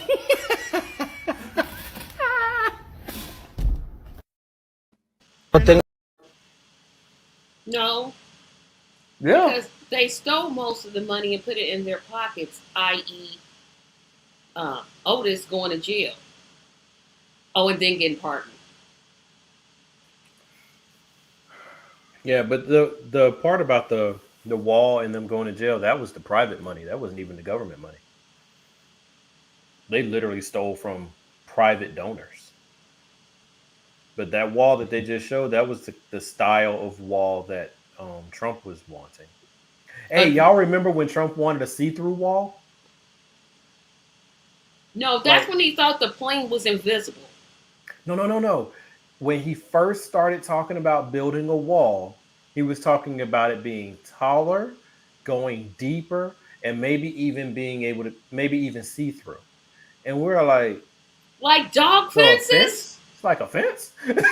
Like he's some of them dog fences that if you go too far, it'll like the dog will know to come back. No, he was talking about like a see-through structure, and that's plastic. He's crazy, is what it is. He has grown up his whole life where whatever dumb idea he has, there's somebody who says that's a good idea. We'll make it happen. I thought you were talking about when he said that you can't see the jets. I'm like, yeah, when he wanted a moat. Yeah, that was a Trump. T1 or T2? Type 1 or type 2 diabetes. Oh, I'm type 1. I'm type 1.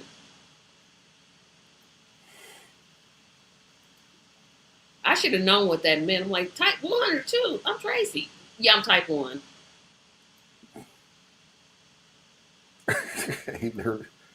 He crazy. For sure.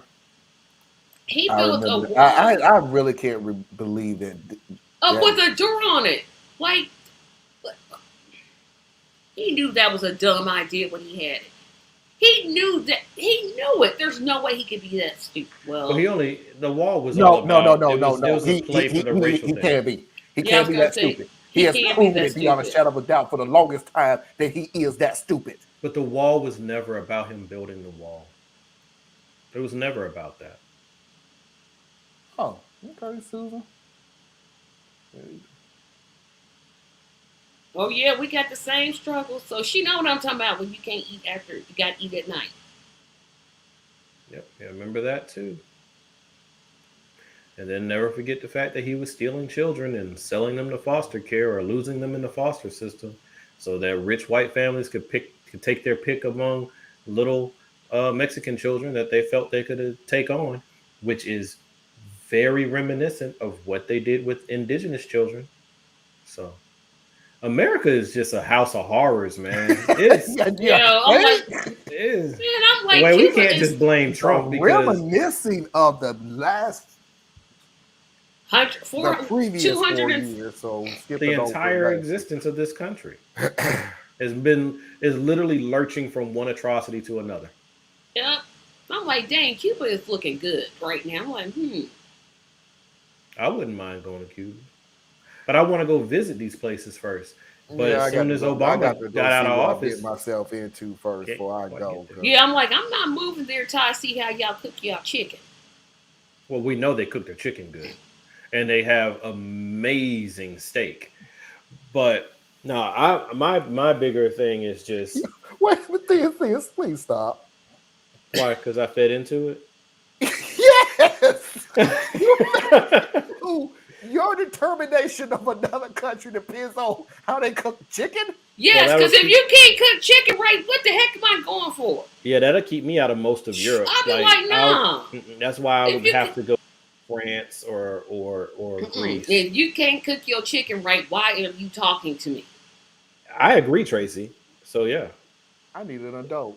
If the food ain't right, Everybody in why the am I gonna comment go there? section, tell Why me would I'm I right. move somewhere where I don't like the food? Cook your own damn chicken. No, Why because do you then But compare the your Korean country to how chicken they is not cook the same chicken? either. But then let's say you go to a country and that's not how they cook, and the world is getting dumber. So then they're like, "Ooh, that chicken smells different. Must be a witch," and now you're dead. Yep. This will be a great time to move the hell on. And we are. Well, I can't just move. I mean, I just Move bought on me, groceries. man. We're gonna move on to our next video. You know what? If I do that, no, I hate doing that. Doggone it. Will you stop talking so I can make sure that everybody in their right place?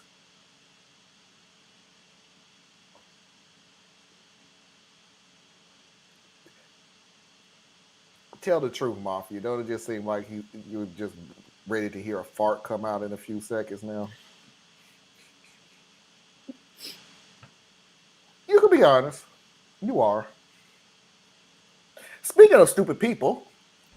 So what do you think is the secret to happiness? I believe it is never to argue with stupid people. Well, I have to disagree with you on that one. Yes, you're absolutely right.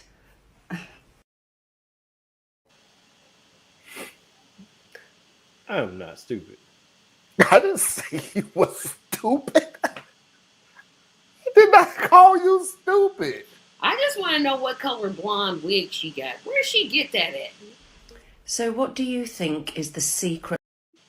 I hate that. That's not even blonde. That's just yellow. That's yellow. I'm like, wait, child. Don't put that all on her head. She went and got her a lemon meringue wig. But hey, she was pulling it off, doing her thing. So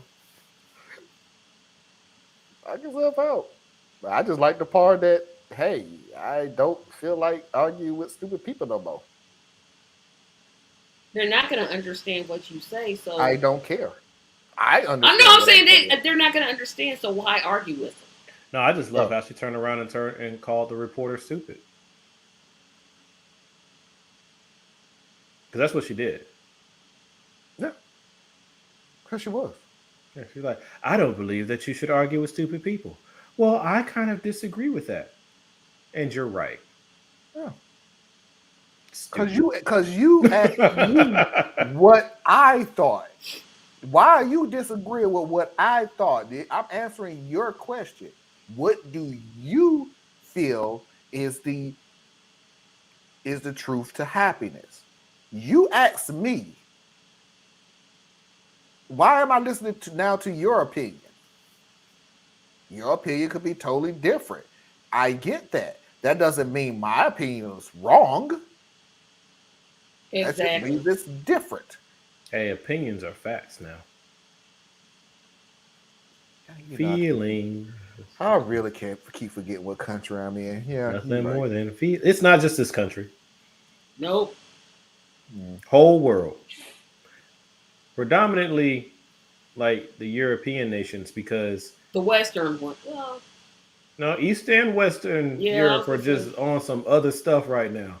Like Russia's just Russia, but they're not playing in this game. They're playing just pure corruption, and other nations are doing what they're doing. But right now, man, the old colonizing countries are having fits because the world keeps changing around them, and they don't know what to do to stay in control. Mickey, I knew the mafia would catch on to it. Will everybody? I'm not particularly sure. So this next video, this guy asked a question about COVID and the vaccine. This is actually going to shock a lot of you. I was stumped on the question. Didn't have an answer to it at all. He gave a very compelling argument about the vaccine. I'm just going to leave it like that. I didn't have an answer. Sorry, but I didn't. I am going to take everybody down because it's a little longer than the other two, but I'll be honest with you. I didn't have an answer to it. Got a little question for you that support the vaccine. So my friend got COVID and a coworker got COVID. My coworker was vaccinated, was sick for 2 whole weeks, couldn't get out of bed, couldn't leave their house. My friend only sick for 3 days before he passed away. So why was the vaccinated sick for 2 weeks, but my friend was only sick for 3 days? You want to answer that question?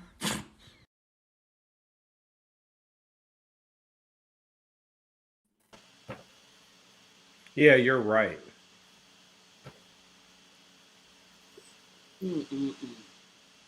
Like no two people. I No, I can't mean that's even. the only answer you can give. Yeah, you're right. Because you don't argue with stupid people. Yeah, I'm like, dude, stop. Y'all miss the joke. I get the joke. The joke is the person who got vaccinated managed to not die from the vaccine, but they were sick for 2 weeks. But the other person died after 3 days. So the joke behind it is it was better to be sick and recover than to get sick and die. I get it. That was the joke.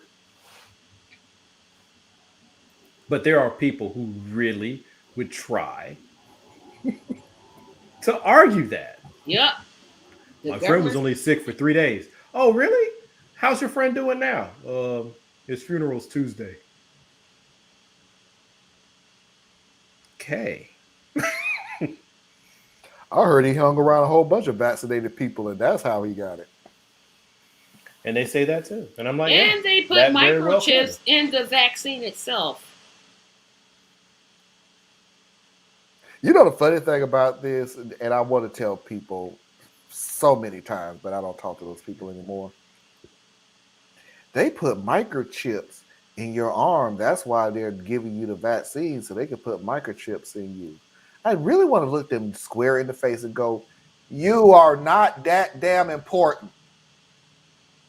No matter what your parents have told you, you are not that important. Nobody wants to follow you. Nobody cares enough. But when I put this spoon on my face, it sticks.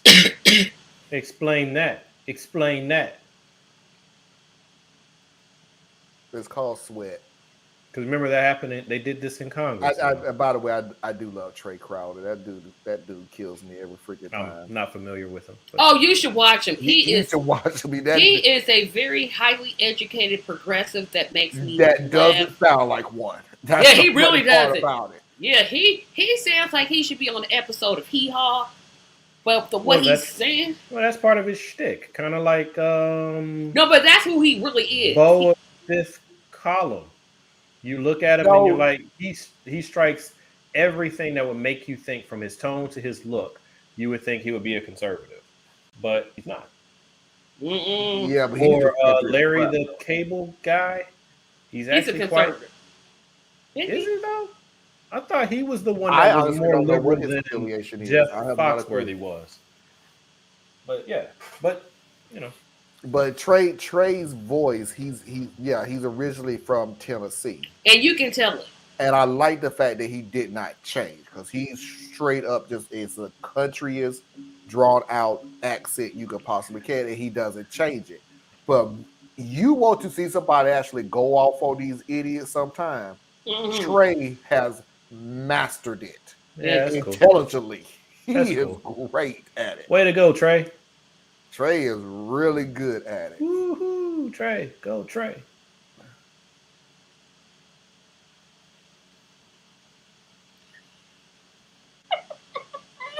Mickey. You know, where would this show be without Mickey? Seriously. Seriously. Oh, my God. And here's the funny thing about it, Mickey. And they'll do it. They'll do it. We got people drinking pee. We're taking horse pills because they did their research. But it's apple flavor.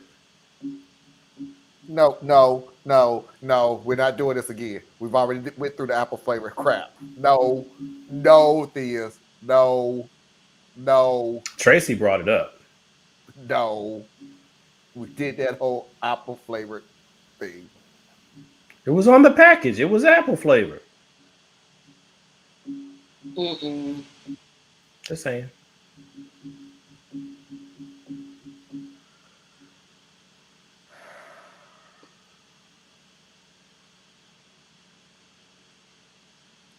I give it up.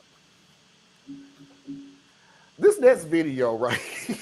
I'm gonna move on from you horse peel apple flavored idiots. This next video, it did trigger a question in me from my childhood in school. It really did. And when you take a look at it, it'll if you have that type of school, which I had, it will trigger something in you that what they was teaching you in school didn't make sense, even though they tried to say it made sense. It didn't make sense. So, y'all see what I'm talking about. Hey, Mr. Johnson, I got the answer right on question 3, but I didn't get all the points for it. You didn't show your work. Okay, but I gave you the right answer. Showing your work is more important. So, if I had gotten the wrong answer, but I showed you how I got it wrong, I would have gotten more points than if I just gave you the right answer? That is correct. Okay. Sir, excuse my profanity, but how the flying fart does that help me in the real world one day? Excuse me? Like if I'm building you a house, and I mean I royally wrecked that entire thing. I mean the doors are made out of cardboard, the house is made out of styrofoam covered in bubble wrap, and you gotta heat up your food using clippings of grass and a lighter you borrowed from your mom. But if I showed you my work and how I ruined it all, are you going to pay me? Of course not. That's absurd. Yeah, so take out your pretty little red pen there, and wait, better yet, I got one right here. And fix it now. Please go follow my Instagram.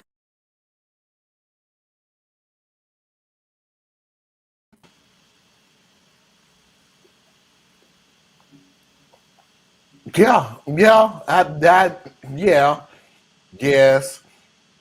I'd have snatched Tyler across that desk and beat him like he stole something. Why? You gonna hit me in the face with nothing. That's what you got from this video. Beat the brakes off. That's what you got from this I'd video. have been in jail that night. That's what you But got. Tyler would be eating food through a straw. He had a point though. That was a good That point. was so annoying. You had to show your work. But It was I got annoying, the but I right understand answer. why.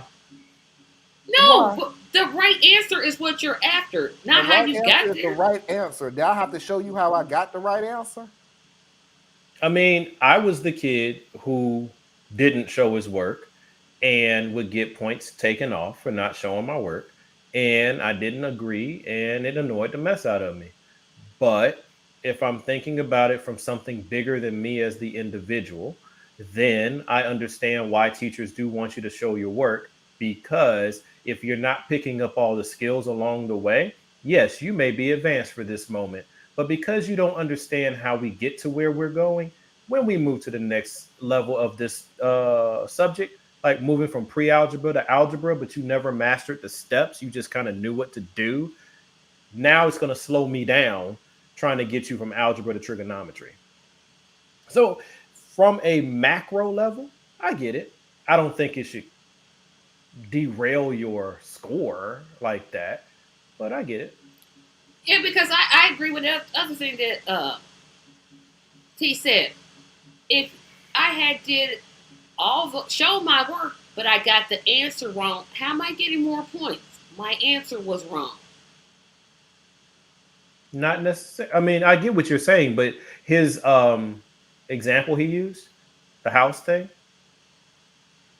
that was absurd. No, that was actually a good comparable answer. If you look at it from the standpoint of project management, you can get something right because you were lucky.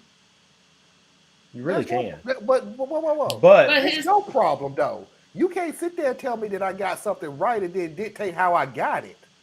Yep, they'd be You like, can well, you if gotta you're do the this, teacher, this, yeah. this, and this. I just knew what to do. If you're the teacher, yeah, you can. And I just explained why that particular. I'm not saying that I'm not saying it's the best but you thing, can decide how I got the answer right. And Yeah, then my grade is dictated on what you thought was the reason why I got the answer right. What? I don't know. If you say you guys are trying to you make me could have argue a gotten- point that I'm not making. Like you're like kind of arguing with yourselves on this one because I do see what you're saying. I'm saying that there's what I, the individual, am frustrated because I knew that 3 squared equaled 9, right? And I didn't need to write that down, you know. But other people in the class are still struggling getting themselves out of the thought process that it's not 3 times 2. So you asked me to show my work because that way when you're going through the work, you can know that I'm not just guessing or I'm not just happening to get it right, but I actually understand the mechanics because you're going to need to be able to raise things to a second or third or fourth power when we start talking about trigonometry. And I'm not going to have time to go back and help you reconstruct because you just happen to understand squared, but you don't understand when we go to the 6th power. I'm just looking at it from that standpoint of the building blocks method, but I don't agree with marking someone's score down, but I understand why they say they want you to show your work. Because if you've ever tried to teach a young person how to do long division, now granted, I don't know how you do that without showing your work, but if you've ever tried to do that, you can't. Well, you kind of can. Yeah, it's called You a kind of calculator. can. No, stop it. Now that's true. No. That's how they teach kids now. With Math calculators. is not. Math was never my thing. But I loved math. So You know what? I did not like math, but yet that was the one class that I thrived in, and I didn't like it. I failed algebra 3 times, geometry 4. I've I'm like, never failed any math class I ever been in. Hell, if I understood why. I mean, I literally did not like math. Now, I loved math, loved it with a passion, and I was the type of kid that could do the calculations in my head. So you can give me a long division problem, and I would work all the steps up here. So I'm just writing the numbers on the top line. I'm not writing all the numbers coming down, right? But the message or the lesson in showing your work in some of these situations is you worked it all the way across, but you got something off. If you showed your work, I can show you where on step 5 out of 9, that's where your math was off. You forgot to carry the 1, or you added in the wrong column. You know what I mean? So I'm gonna pull out a calculator because math is not my thing. Well, in these classes that I used to take, that would short of being in calculus, you would have failed the class because that's not what we're doing. We're not trying to get you to the answer faster. We're trying to get you an understanding of the question so that you can reapply it to a different situation that's not currently mapped out in front of you. So it's just a different way of looking. The funny thing about it, sometimes the math that you do, there are certain maths that your calculator, if you don't know how to do the formula, it's the like calculator is totally irrelevant because you still That don't was know calculus what for you me. punch in. I struggled with calculus because calculus, 1, I was too busy focusing on football, and 2, I just could not fully wrap my mind around doing math with like almost no numbers. I struggle with it all. I would have did really well in the fame in a school like fame. Just performing arts, I'd have just been fine. I could have learned English, science, all that, but math, no. The one course to this day, and I literally would try to learn it just to challenge myself, even though I probably would never use it. I sucked at statistics. Well, that's a rough class. Yeah, that's rough for That anybody. was one of those things where it hurt my heart. My daughter had to take it to graduate, and I just could not. Yeah, it was wild, man. I took statistics when I was pre-med, and I'm sorry, Theo. Let me interrupt. I'm not drunk. I literally could never say that word correctly, so I don't know how it came out. Yeah, nobody says it right, and nobody can spell it either. Well, I could say it. I could spell it. But anyway, I never could say the word. I can't say it, and I can't spell it. And now But if when I I do was it now, it sounds stupid. So Go ahead, When I was Phil. pre-med, I took statistics and I think I failed it. I'm pretty sure I failed it. But then when I changed my major to finance and I had to take statistics for finance, I got an A. So a lot of it goes into who your professor is for one thing. Yeah, that's true. And then how the materials presented to you. Give me English, Lit, and drama classes, and I'm cool. But see, that's where we need to revamp our education system, so that I think every child needs to get all the way through algebra and geometry.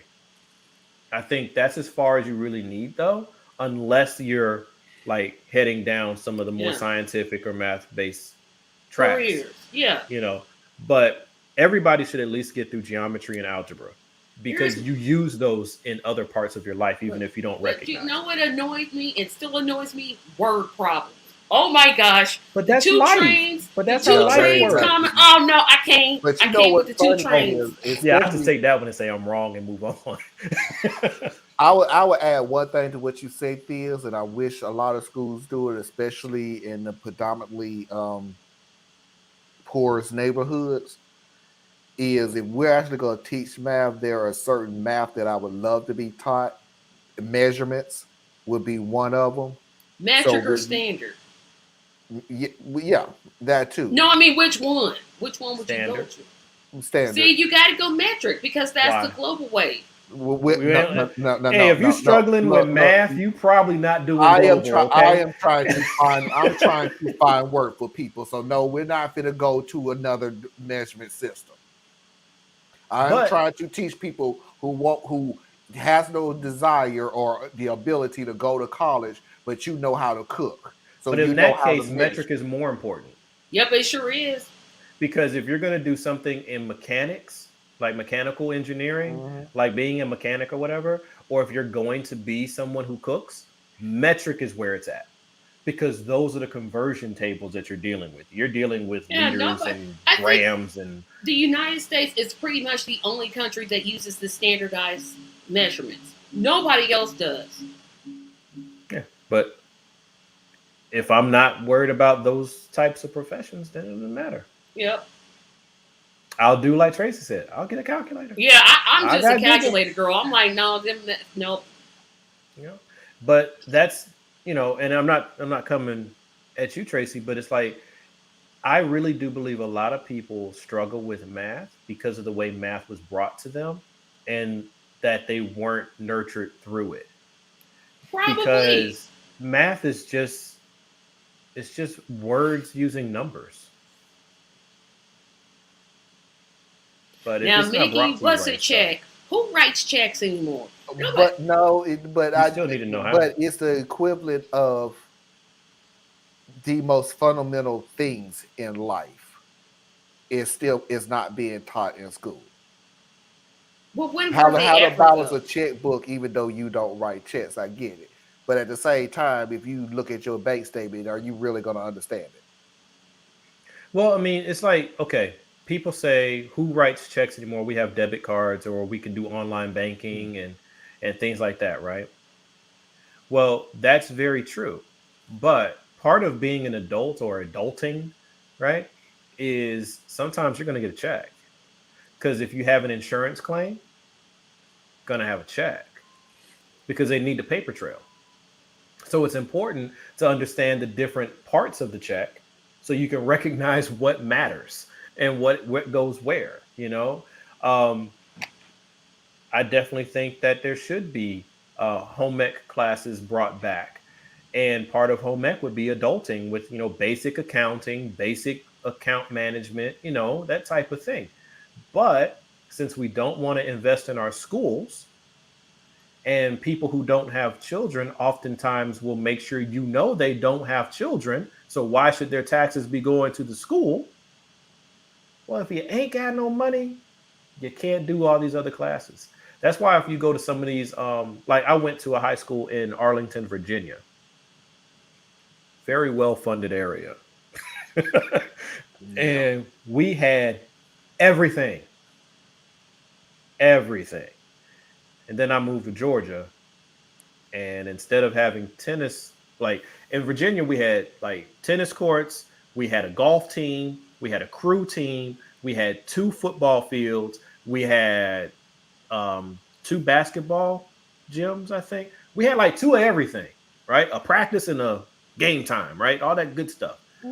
I moved down here. You had trailers sitting on the tennis courts, and nobody knew what golf or crew was. I mean, they knew what golf was, but we ain't have. Yeah, because I'm like, they have the Masters is in Georgia, right? That don't mean nothing. That's for rich folk. Well, you know of it. Yeah, you know it exists. You know what it is. You know who Tiger Woods is. You know to turn the channel when it comes on. You know. Well, some people like golf. I'm not one of them people. But that's not typically the kids where I was at. Oh yeah. Couldn't watch a golf tournament in a million years.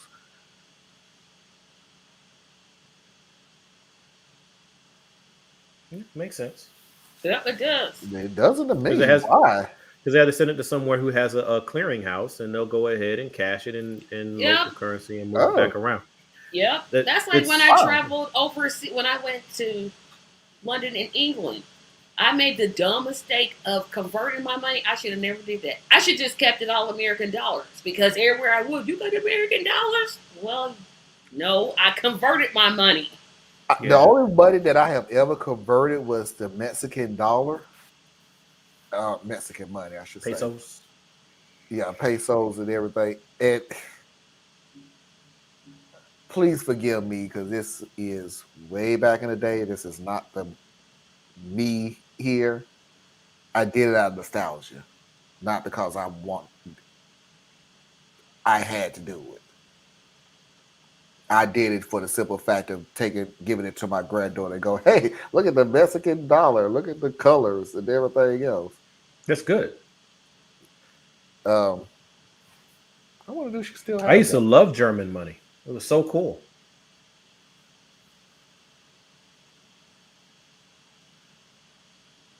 Yep, and it's probably still the same. I grew up in the middle of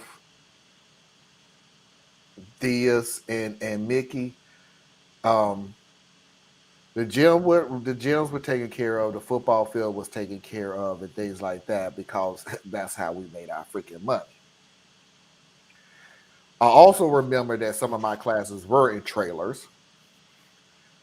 I also remember, because they were such the brightest individuals in the world, that they decided that they was going to repair the roofing of the school during the school year. Every day during that year, all you smelled was tar. Outside, in the classroom, as soon as you pull up in the bus. All year long. And I would want somebody to even think, well, maybe they started and it just took a... No. They started day one of school. I saw the trucks coming in. Yeah. Odds are that's because code enforcement got hold of them. That's all. Yeah. I didn't grow up in those bad conditions, but I mean, we had good classrooms, even though, well,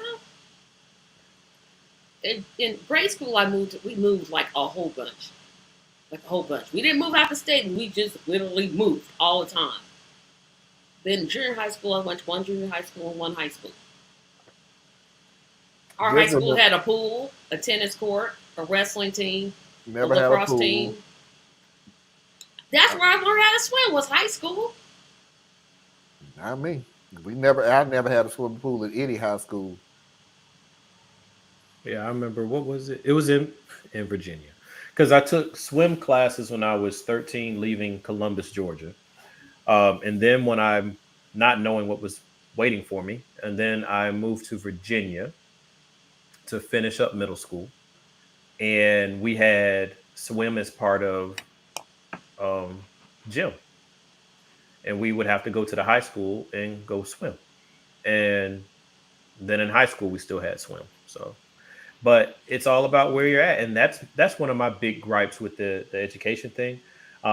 If it were up to me, I think I've said this before, but I would change completely how schools are allocated their funds. Completely. Yeah, it allocates their tax properties. Yeah. People in poor, if you're poor and you live in the inner city, you're not getting a whole lot of money for your school. Which is de facto segregation. So yeah, it is. Until we actually tell these idiots to stop redlining every freaking thing because they can. Well, but redline benefits them. Why would they stop something that's benefiting them? Yeah. So the solution I don't even see how that benefits them. That's just being an a-hole. It does benefit them. It benefits them greatly. It means where their money goes is where their kid is, and they don't have to share. That's why they're fighting so hard to have the money that they pay in taxes go to private schools now. Yep. It's all about, I'm going to take care of mine. I don't care what happens to yours. Or you shouldn't have been born poor. Yeah, or the extreme conservative parent that wants their public dollars to go for religious education. I'm totally against that. No, my tax dollar, no. But we've completely allowed, well, not even allowed, because they've been doing this forever. Because this all started back with desegregation. When desegregation came through, of course, first the desegregation decision came down, I think, in 1952. And it wasn't fully implemented until the 70s. Okay. So the fact is, when they were told they had to desegregate, especially in the South, they created segregation academies. Yep. And that was the same thing. They still were able to move tax dollars to these little academies and exclude the people that they were excluding all along. And now it's just kind of shifted to more of the private school model, but it's the same thing. And charter schools. Don't forget charter schools. Well, yeah, but charter schools, they're kind of an in-between type of thing. But they have their benefits, though. They can, except for they don't have oversight. They don't have the right no oversight. Yeah. They can just do whatever they want. So they pop up, literally they fail, and then they close. Then they go away. The kids got to find somewhere else to be halfway through the school year. So America doesn't take education seriously. We say we do. It doesn't take the education of others. They don't take normal education seriously. No, they don't take the education of Black and Indigenous people and people with brown skin seriously. Or white people too. If you are not financially in a desirable position, who cares? And that's how America looks at it. Yep, because you got to pull yourself up by your own bootstraps, minus the fact that you don't have boots. Come see me and I'll sell you some boots. The straps are extra. Yep. But you better... and if you don't do it, you're lazy. Yeah, that's when I didn't work hard enough. Yeah, and when you fall apart or crumble under the weight of this twisted system, it's your fault. I'm gonna look at this person that I've set aside just to be able to say, he did it. Why can't you? Right. Like the individual is able to be representative of the collective. But that's not how I really thought you was going to go a different route, because I thought you was going to say something to the effect of if you fail, then they blame the system that they created. They don't even want to look at the system because systems. Because the system benefits them. This is where they come from. If you succeed, so of course they're not going to succeed. Not telling them, but we help create the system. So if you succeed, they'll give credit to the system. Yep, this is not you. And when you fail, it's your fault. You. Yep. But they'll use the exact same argument, though, to then say, when you succeed, it's because of look at what all we did to help you through this system that we have. But then at the same time say, well, he succeeded because he had a different something about him. It's all, that's why you can't listen to conservative logic. It will all be situations. It's literally circular. It's like, wait a minute, you're not making sense, bro. You're not making sense. I always said it, and I'll say it again. We still are the only people who still have to overcome, and it seemed like a triumph. Yeah, that's why I don't like focusing on overcome and overachieve and over anything. But they never ask you what it is that we have to overcome but you never ask the white people what they do. You know, because the same. Well, who was? I can't remember who this was. This was years ago, but it pointed out. I think it was Irony. Pointed out that the opposite of privilege is not underprivileged. No, wait. I'm sorry. Wait. We talk about inherited wealth, but the opposite of wealth is poverty, right? In order for wealth to exist, it has to be compared to something. So, as people inherit wealth, they also inherit poverty. But we only want to talk about inheriting wealth. We have moralized poverty. We have moralized wealth. So if you are wealthy, it's because you are blessed. And if you are poor, it's because you are not favored.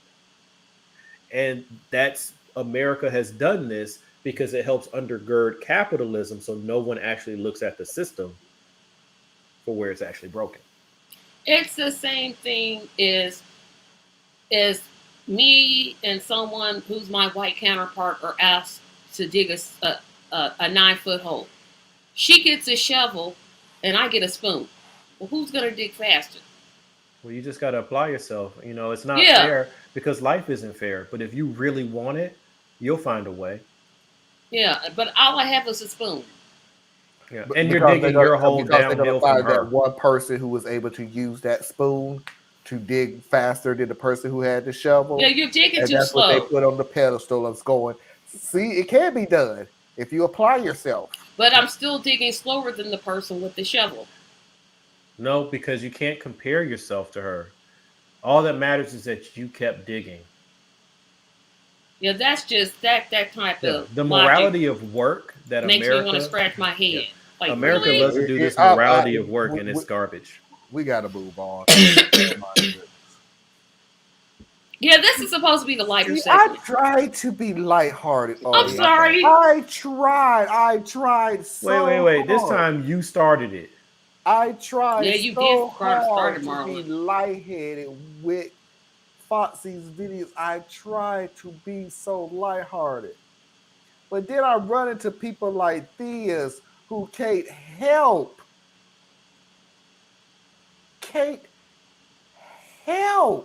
I care too much. And I love you for it. So, this is the final video before we all commit suicide. This is the final video of the night. Oh, and on that note, man, that's so tragic what happened with Regina King's son. Yeah, that was terrible. Yeah, peace to her whole family. What happened? Oh, her you son haven't committed heard? suicide on his her son right after, committed. shortly after his birthday. I think it was like yesterday or something like that. Oh, I'm so sorry to hear that. Wow. Yep. That was Regina King's son? Yep. Yeah. Oh wow, that's ooh. Only 26 years old. Yep. Just got started. We are all down. No, Susan, we are not downer people. We are not. We're not going to label ourselves downer people. We are not. That's not us.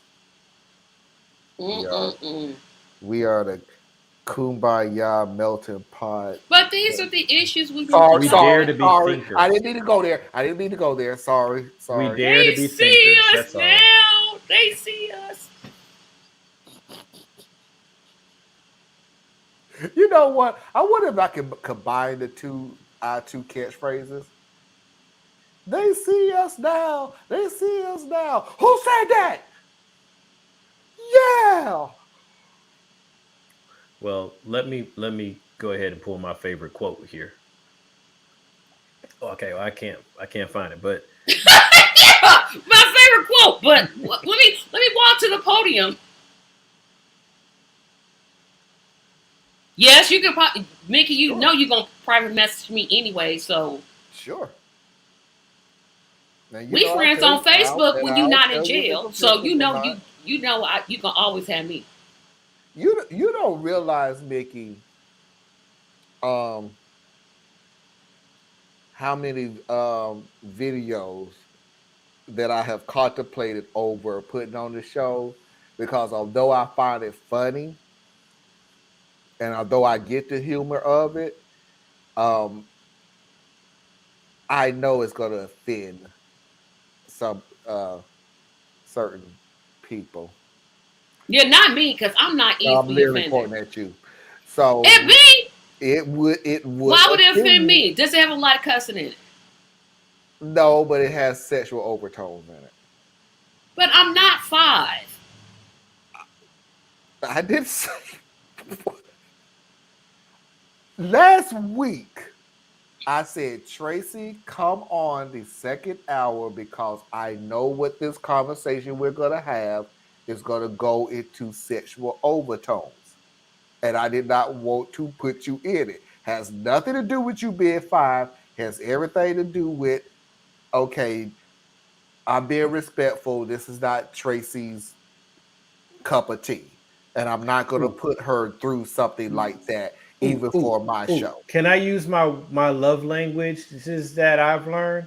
Have you ever said what your love language was? Oh, mine's touch, but and affirmation. Yeah. Yeah. But Marlon, if I could just kind of just have a healing moment between you and Tracy, and perhaps what may have helped a little is not making the decision for Tracy, but making the decision with Tracy and saying, you know, you're invited. How would you feel about participating in this segment? You can mute him anytime you want to. You know that. Can we heal? You could just literally mute him. You could just literally do it. This is your show. So let me get this straight, Piers. Because somewhere in your world, this is correct. So what I'm going to do to not only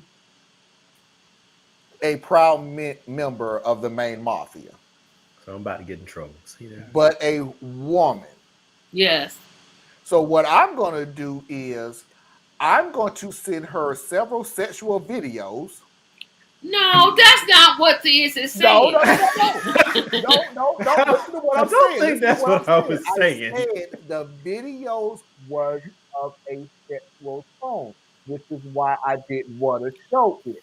But so what you want me to do is send several sexual videos or sexual overtone videos to Tracy and literally in the title line go, how do you feel?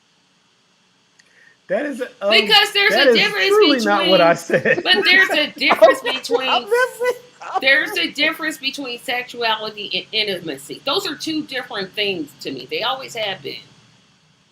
It's also not what I said. Okay, what did you say? What did you mean by that? What did you mean? Thank you, Susan. Now, you know what? Fine. No, that's fine. No, I'll mute myself. I want you to explain to me how I would with Tracy's cooperation was capable of doing that. I refuse because I was trying to help. I was trying to be a mediator, and neither of you took well to my mediation. So I am not here to take away from Tracy's. I am not here to take away or even attempt to intrude upon Tracy's personhood. She can speak for herself. Have a good sleep. Well, have a good Anna. night, Anna. Get you some sleep. Good night, Anna. Good night. I totally understand. I'm okay this week. Last week was just. Oh, well, last week I was like, Well, let me rephrase it. Somebody who Not I'm not Tracy. going to say their name. But I'll give you a big clue. He doesn't have any hair on the top of his head. That's all I'm going to say. Somebody made a He has no suggestion hair. of, hey, you need to start getting up earlier. Yeah, I'm glad you point to that person. Because I'm like, is So, she woman? I said, the last person. week was the first week where I actually, on the weekend, I actually woke up in the AM. So last week was kind of like, I've been up I since hate 6:15 this I morning. hate everything about this and his existence because I'm dying on this show. I've been up since 6:15. So this is the second week, and I'm pretty good now. I've been up since 6:15 a.m. Yes, Diaz, thank you. I feel pretty good getting up in the a.m. on the weekend. But and by the way, the funny thing about it is, even when I get off this show, there's still some construction work, even though it's not going to be Betsy.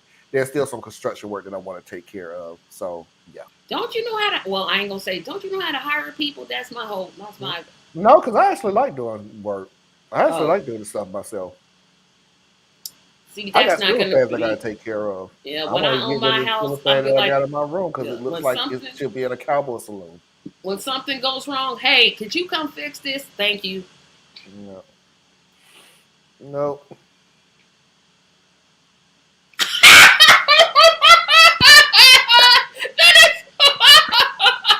Oh my God.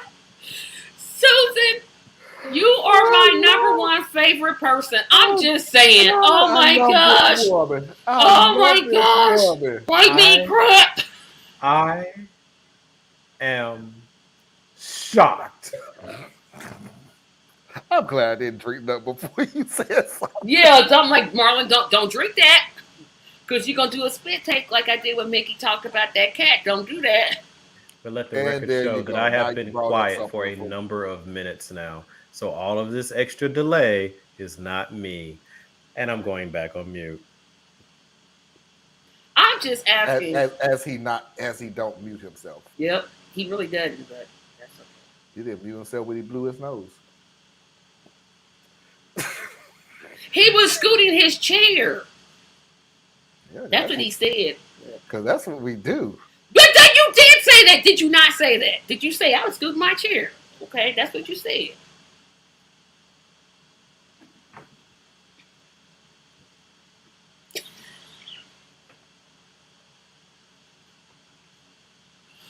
Oh boy.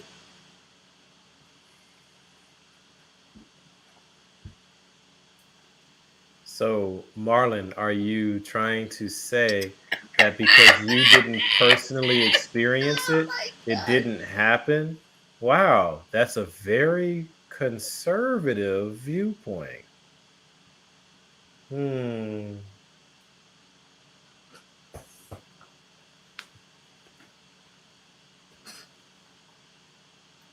Hey, you said we was your siblings, so we gotta get it out.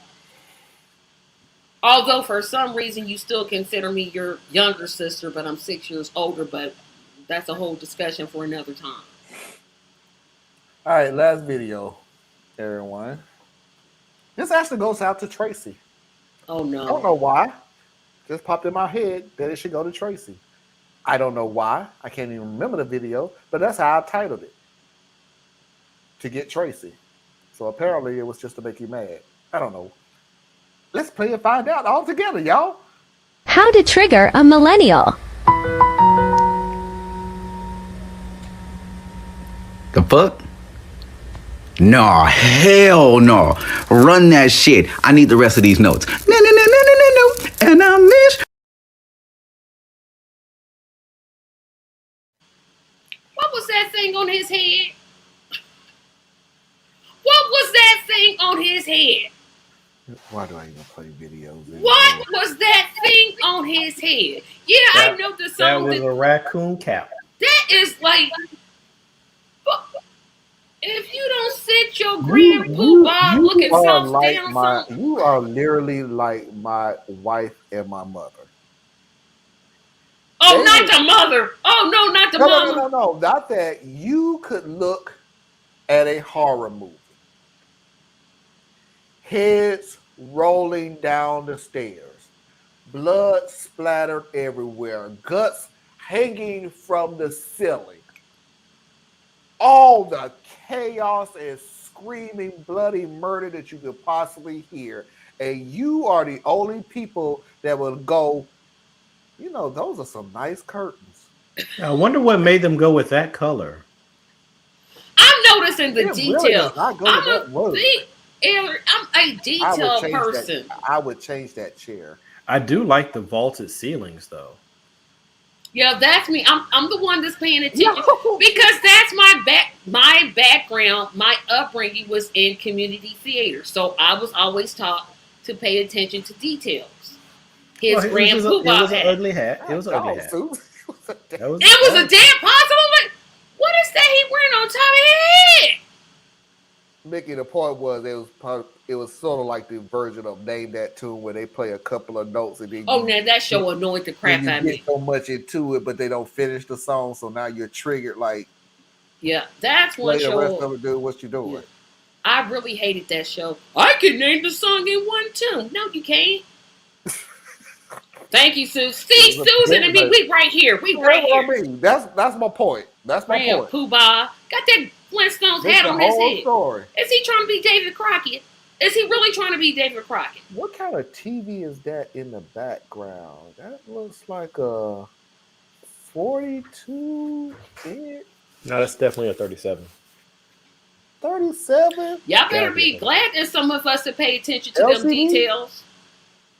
Y'all Is it should be LCD, glad or that do you there's some think of it's us that pay 4K? attention to details. Because without us, y'all be missing the whole picture. Be like, Oh yeah. What color was his shirt?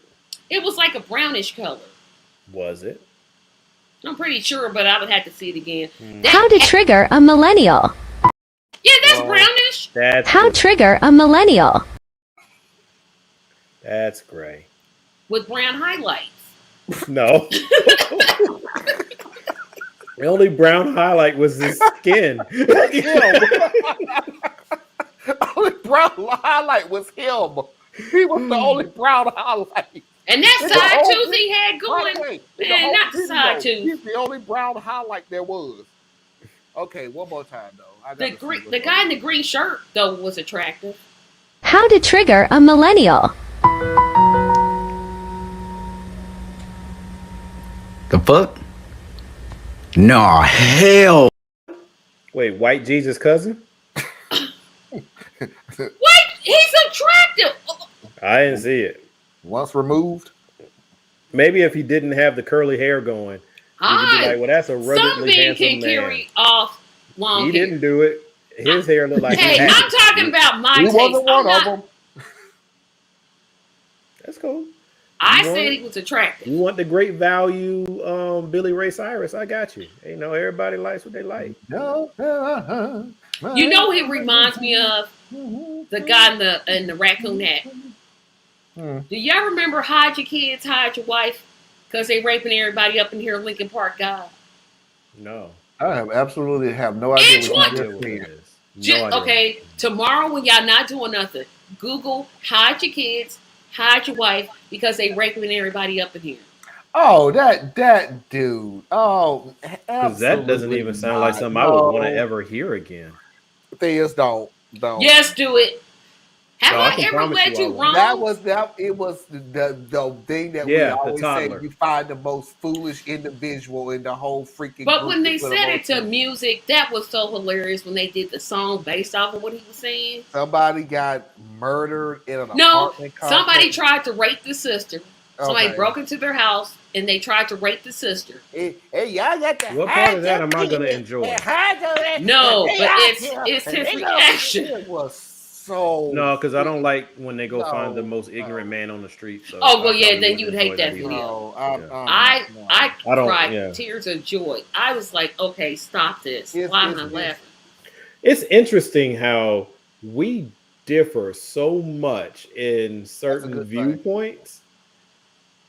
It's like what you would expect me to find humorous, given my views, are opposite to yours. It's just Yeah. really weird. I like the Three Stooges. I don't even know what y'all talking about. They're not funny. They're hilarious. No, wait a minute. Curly, Mo, and Larry are funny. They Not did the same thing Shem. every show. It was the same thing. It was They were slapstick Scooby-Doo- comedy. They were Scooby-Doo using people. It was hilarious. I Yeah. love the Three Stooges. I never liked It it. was violence. Yes. To try to be funny. And Yes, and they achieved it. It ain't but so many times you could poke somebody in the eye with. They achieved Or it to hit me. them with something. This is just or- not fun. Do you know how many times I have looked at the Three Stooges, and now that I'm grown up and went, How are you not dead or maimed? It was also incredibly toxic. Yeah, y'all going way too deep on this. It's just it's just slapstick comedy, which I think is funny already. I already think physical comedy is funny. Bunny Well, I enjoy up physical comedy, like Jack Tripper. I loved his show, Three's Company. I enjoyed that. I liked it until Chrissy left. Then I was like, hey, Buzz Bunny got blew up, and all of a sudden he got blackfaced. That was. But he also put on a dress. Day two. He also put on a dress and cross-dressed. kissed Elmer, and I mean, there's plenty of things to be offended about. Plenty of things. Yeah. wait a minute, Laurel and Hardy. How do you hate Laurel and Hardy? Laurel and Hardy was. I have a. I love them. I have no idea who they are, so it's okay. Laurel and Hardy was the fat one. He was fat, and then Hardy. Well, I can't figure out which one is which, but one of them was skinny, and one of them was plus size. That wasn't the Honeymooners, right? Zing bam to the moon. No, because that was domestic violence. He would threaten to beat her every week. but the violence that we were just talking about with the Three Stooges, because that's meant to be funny. It was. But that was meant to be funny. The Honeymooners was never funny. It was meant to be funny. You But just it wasn't didn't find funny. It was tragic. What? It was the Honeymooners was better when it was the Flintstones. But the Three Stooges was picking on dim-witted or slow, and it was abused. They weren't constantly. dim-witted. They just depended on Mo too Curly much. was the bald one, right? Yep, that was the bald one. That was the one who was presented as the slow one, and they used him as the butt of the joke. Thank you, Mickey. And to add insult to injury, that's why I didn't like Laurel and Hardy. Hardy consistently picked on Laurel as a child. I couldn't stand it. What add insult to injury is, Hardy was just as stupid. He was like just one step above Laurel. You know who I didn't like? That's like you know who I just as dumb. You know who I really didn't like as Abbott and Costello. I'm like, y'all make me How far back sick. in the vault are we digging here? I go way back. I go way back to that classic age of TV where they couldn't say pregnant. Classic. That's a creative way of looking at the segregated industry. I know. But you had what was that show with Diane Carroll where she played the nurse? I got to say one thing though. I'm sorry. What I'm talking about when you say classic is just one of those things. Still love the Dick Van Dyke Show. Oh, I love the Dick Van Dyke Show. That's cool. I mean, I would call it retro. It's a However, I Love Lucy, on the other hand, was sort of like. Now we get ready to fight. We get ready to fight. We are about to fight. Lucille Ball was not funny, and Ricky Ricardo was not entertaining. And it was abusive. What is y'all talking? I Love Lucy. Ricky Ricardo was not abusive? I Love Lucy is the greatest Ricky Ricardo gave sitcom his of wife all whooping. time. That's What are abusive. y'all talking about? It is it's like what comedy series today are based off of. The same plot structure. Does it make it right? Just because we like something doesn't make it right. So. I Love Lucy. Thea Bauer? Oh, Thea Barrow. Yeah, Charlie I'm not. Chaplin and I know Chaplin. I know. I know Keaton. who Thea I'm not as familiar Barrow. with Thea Barrow as I am with the first two. I don't know who that is. Thank you, Hazel. Still retro. Hazel was the It's show. retro now, yeah. It's still retro. Sorry, Mickey, but let's be. Come on. Shoot. I just have a problem with the majority of classic. the shows was in It's black and white because they didn't have a choice. Yeah, the thing about it, and like I said, it's just a distinction in terms because I just recoil at classic because it's like it's a royalty. It's an opportunity to call your stuff classic because you edged everybody else out. No, I say classic So, I don't cartoons, like and that. I don't. When I say classic cartoons, I'm like, oh, we're talking about the ones But- that were completely racist and sexist and So, misogynistic. but classic has an air of respectability to it. not in my opinion, but The definition of it is. But actually, Thea, I would say that But it's a minor. it would have to thing. be your definition of respect. Because Going with the Wind is a classic movie. it sure is. It's a It terrible was movie. A terrible. It's a terrible movie, but it's It is considered a terrible What classic. makes it a movie. classic? But everybody says it's a classic movie. What makes it a classic? Because it's old and everybody liked it back in the day, and everybody still And who were watches the it people now. who liked it back in the day? The same people who loves Trump. Thank you. Not everybody that likes Gone with the Wind likes Trump. I mean, I'm not a fan of the movie. I think it's a terrible You movie. just went with everybody, but I get what you're saying. Yeah, not But what I'm everybody saying that is, likes it. for example, I like some of the old their period pieces, and they're offensive in today's light. They didn't age well, but I still can't look back at them and pretend as though all the stuff that made it happen wasn't happening. But I just have to acknowledge that I'm swallowing a little bit of my own hypocrisy to say that I still like it. That doesn't mean that I don't like it. It just means I have to face the fact that let I'm me being hypocritical. throw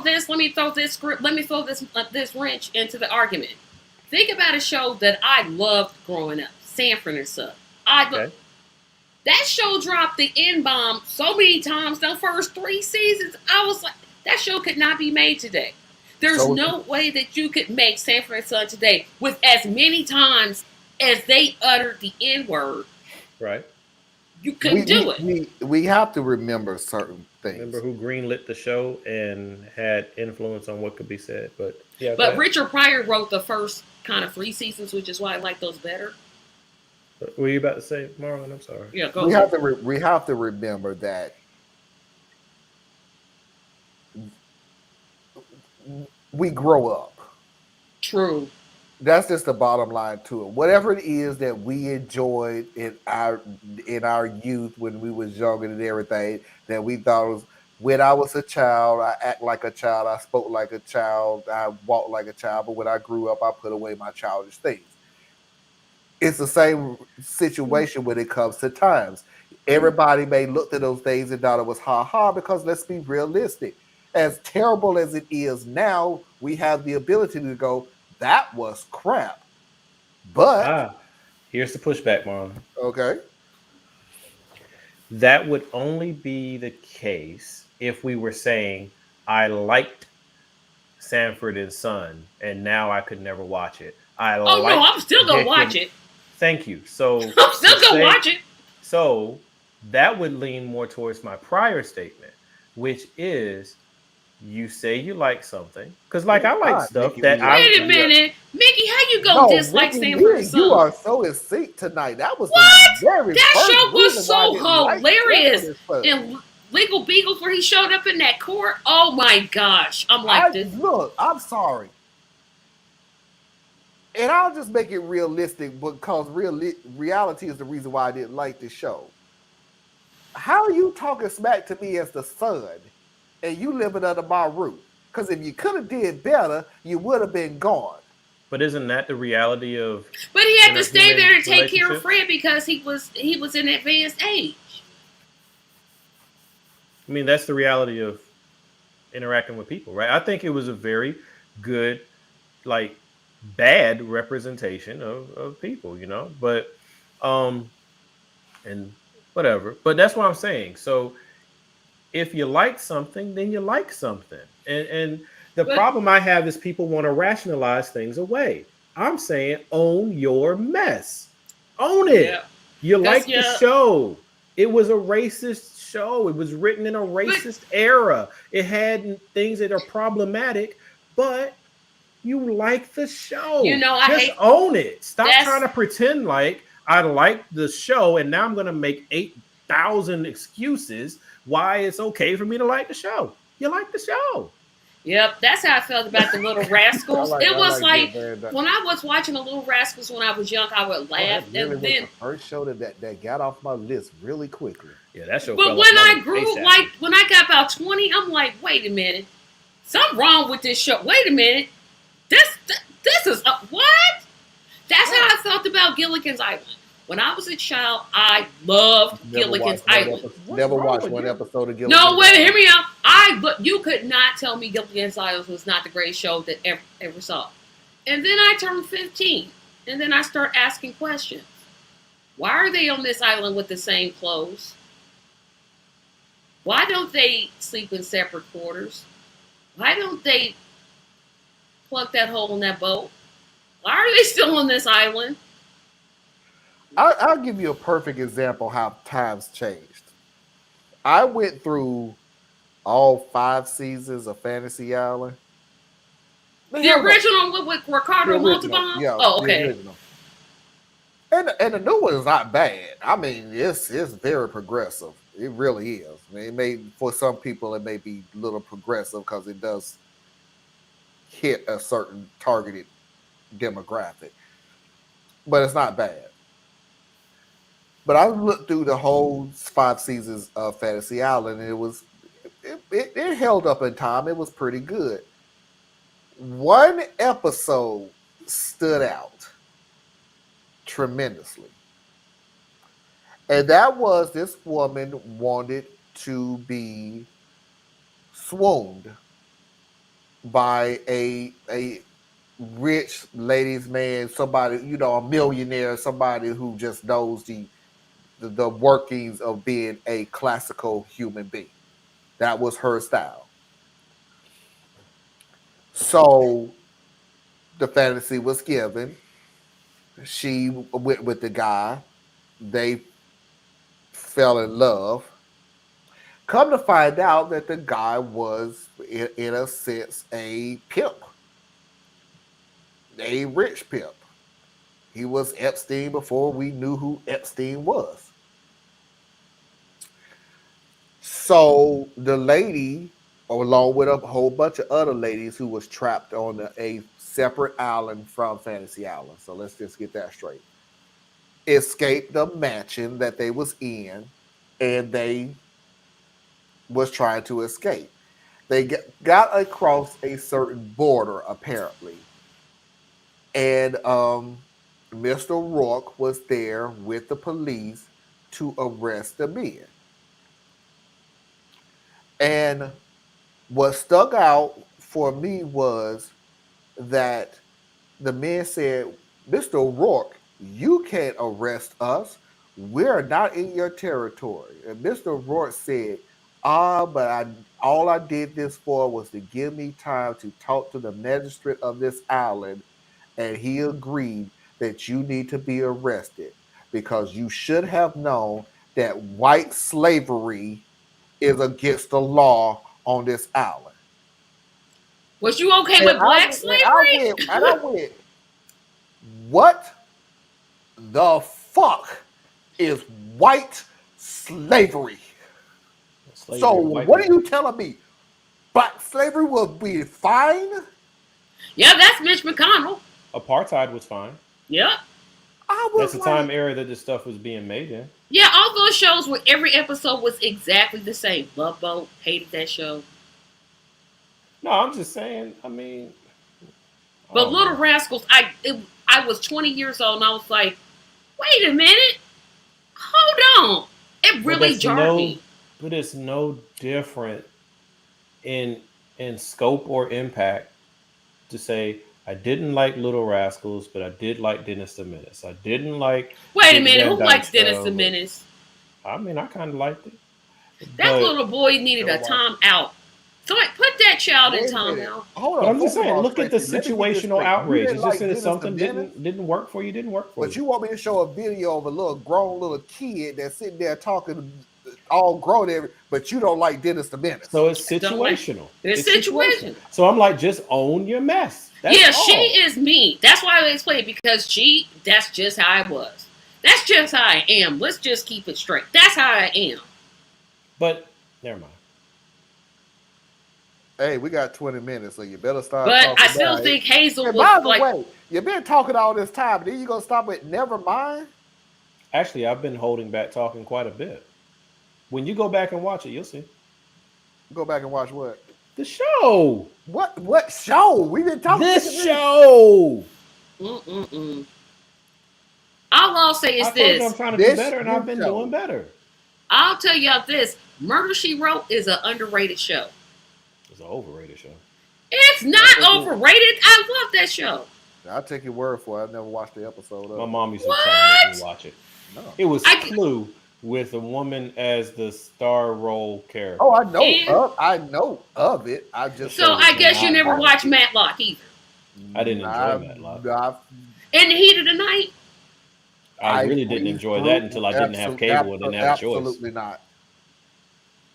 Yeah, Susan, we're gonna have to differ on that because that little boy got on my Because nerves. I pretty much figured out the heat of the night really quickly, and it took me a while. I just figured that you're gonna be The a thing that racist. threw me You're off gonna be a though, racist, homophobic show, and then as the season go on, we all gonna play this kumbaya.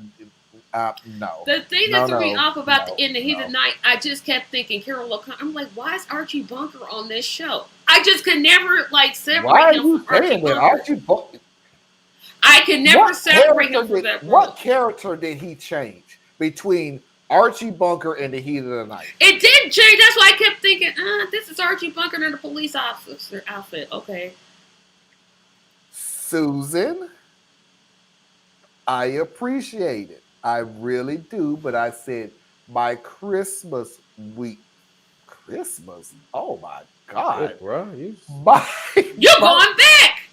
My birthday weekend. And let's be honest with you, the only reason I'm doing it is because I don't have any way of getting the money anyway. Yes, you do. Cash App. I don't have the Cash App anymore. So that one you sent me was wrong? Because I don't use it. Mm-hmm. I will have one my birthday weekend. I will, and you know what? I could actually close out the show because I could actually. So yes, I know. I promise. Yeah, you sure did. This is what's going on on my birthday weekend. First of all, you may want to really tune in to that show because I'm trying really hard to put a all-star group of commentators and creators on that show. So it won't just actually be the three of us. It actually will be the six of us. That's all I'm going to say about that. But there is a possibility that we can have a special guest. Still working on it, still working out the nucleus of everything, the ins and outs and everything. Obviously, a lot of things can change between the end of January and the middle of March. So that's why I'm not going to say who they are. But boy, if they do come, ooh-wee. And I do mean, this is not blowing smoke up your butt. Ooh-wee. If it happens, ooh-wee. Now, I will release, because by that time I have my Cash App and everything else. By that time, I will release it to everybody so they can contribute to buy me a drink for my birthday. Don't have to be much, because chances are I'll be turning 50. I'm not going to drink much anyway. But that's neither here nor there. But that'd be cool to do, and that's what I'll release it on the birthday edition of my show. That's what's going on in Aren't you going on vacation though?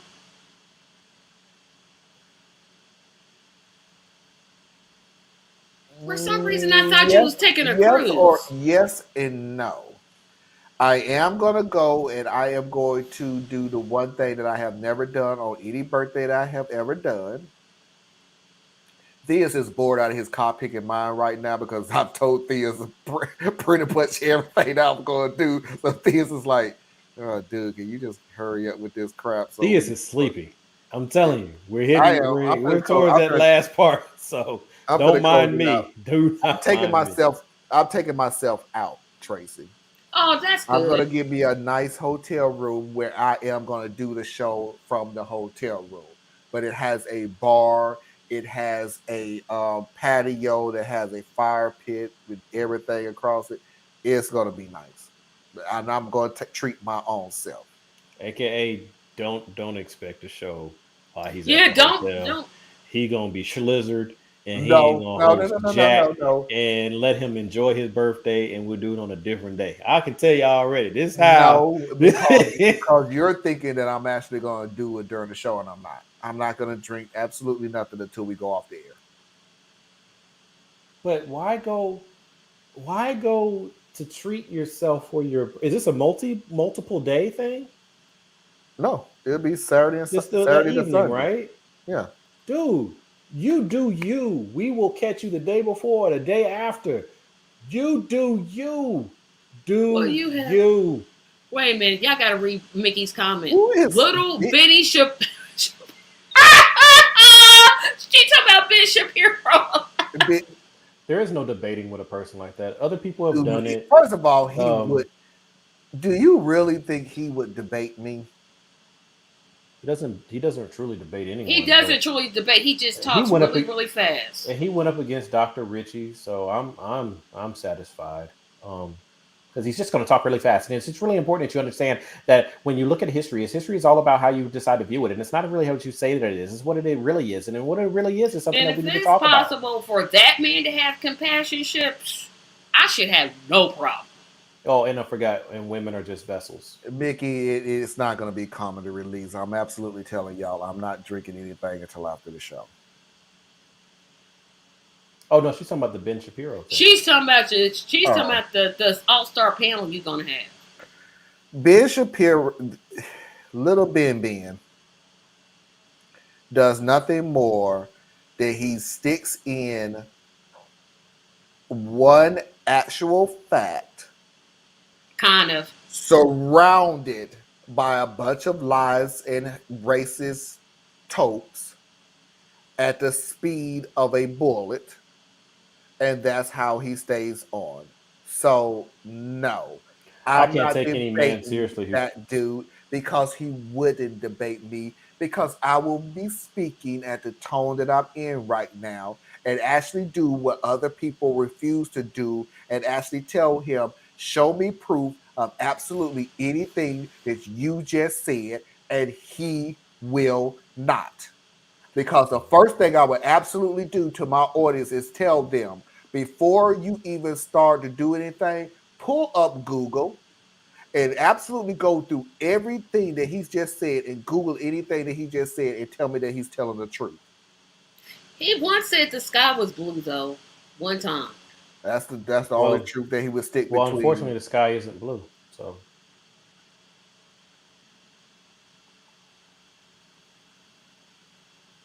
It's not hard to beat him. Take my word for it. There's no such thing as beating a person like that. No, because you're never going to win.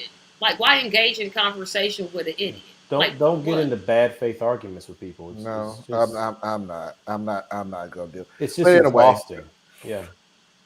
Anyway, because now I am getting tired. Because I had someone who's actually a friend of mine. He had made a comment once where he was saying on, I think he was talking about the one that we did all together, and he was like, well, you should have someone who's like conservative or somebody from the white community come on as a panel member. And I was like, but that's not the point. You don't get to come in and tell me how to do my show. I mean, if it's something that interests you to watch and learn from or participate in and all those things, that's great. But don't go to any creator and tell them what they gonna do to change their show to fit your entertainment purposes. Now, is it who I think it is? No, it's not. It's not. It's actually one of my friends from some years back. Great dude, really great dude. But it was just one of those things. So like I told him, it's like it's cool. I get where you're coming from, but that's not the perspective. There's plenty of shows out there that are trying to feed on the left versus right energy, or trying to reform the racist energy, or smack down the Ben Shapiro, smack down the, what's that lady's name? The bad hair all the time. Cute Candace. So yeah, there's plenty of formats for those, and that's what you like, then get it.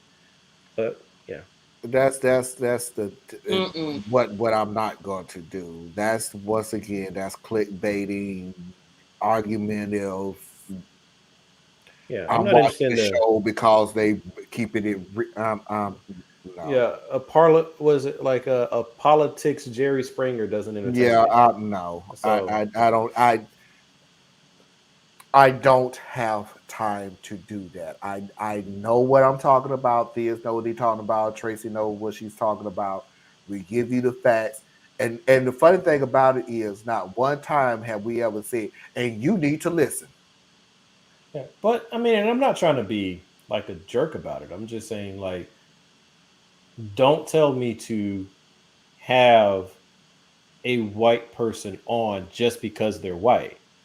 Because when I do have a white person on, it's because of their views and the information and the perspective that I value that they're bringing to that particular discussion. Yeah, right. You know, I don't go to Alex Jones and be like, "Hey, Alex, where the black people at?" You know, it's like he know none of us listen to this show. That's not true.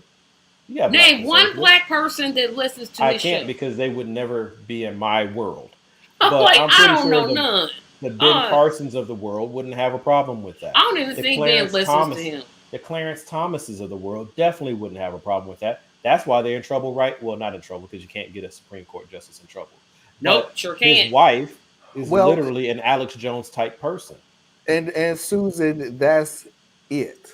That's my point. I would rather have the integrity of the way that I want the show to be run and let it build organically than feed into what I know will grow it quicker. Yeah, because we know what it takes to grow I know what it takes that will grow this show quicker is to have eruptive, emotional tropes of information and all that other stuff. That's not what I'm building here. I'm going by exactly what somebody Anna said earlier. You're going to get the truth here. You're going to get the facts here. This is not guesswork. This is not, it's an opinion piece. It is our opinion, but guaranteed it's an opinion on the experiences we have. Exactly. I'm not going to sit there and go, and white people need to do this because we know that you are capable of this. I don't know what the heck they is. I've never been white a freaking day in my life. I've been black all my life. Absolutely. I know the experiences that we have on this show, and that is what I'm running off of. With every news article that I put on here, there is a reason why I show you the video and I don't talk, because the video is showing you the information that I am talking from, not off the side of my freaking head because of something I remember that was in an article, but it was contradicting itself by the end of the article. Mm-hmm. Excuse me, I'm sorry. That is not what this show is about, and I've said it once, I said it 1,000 times.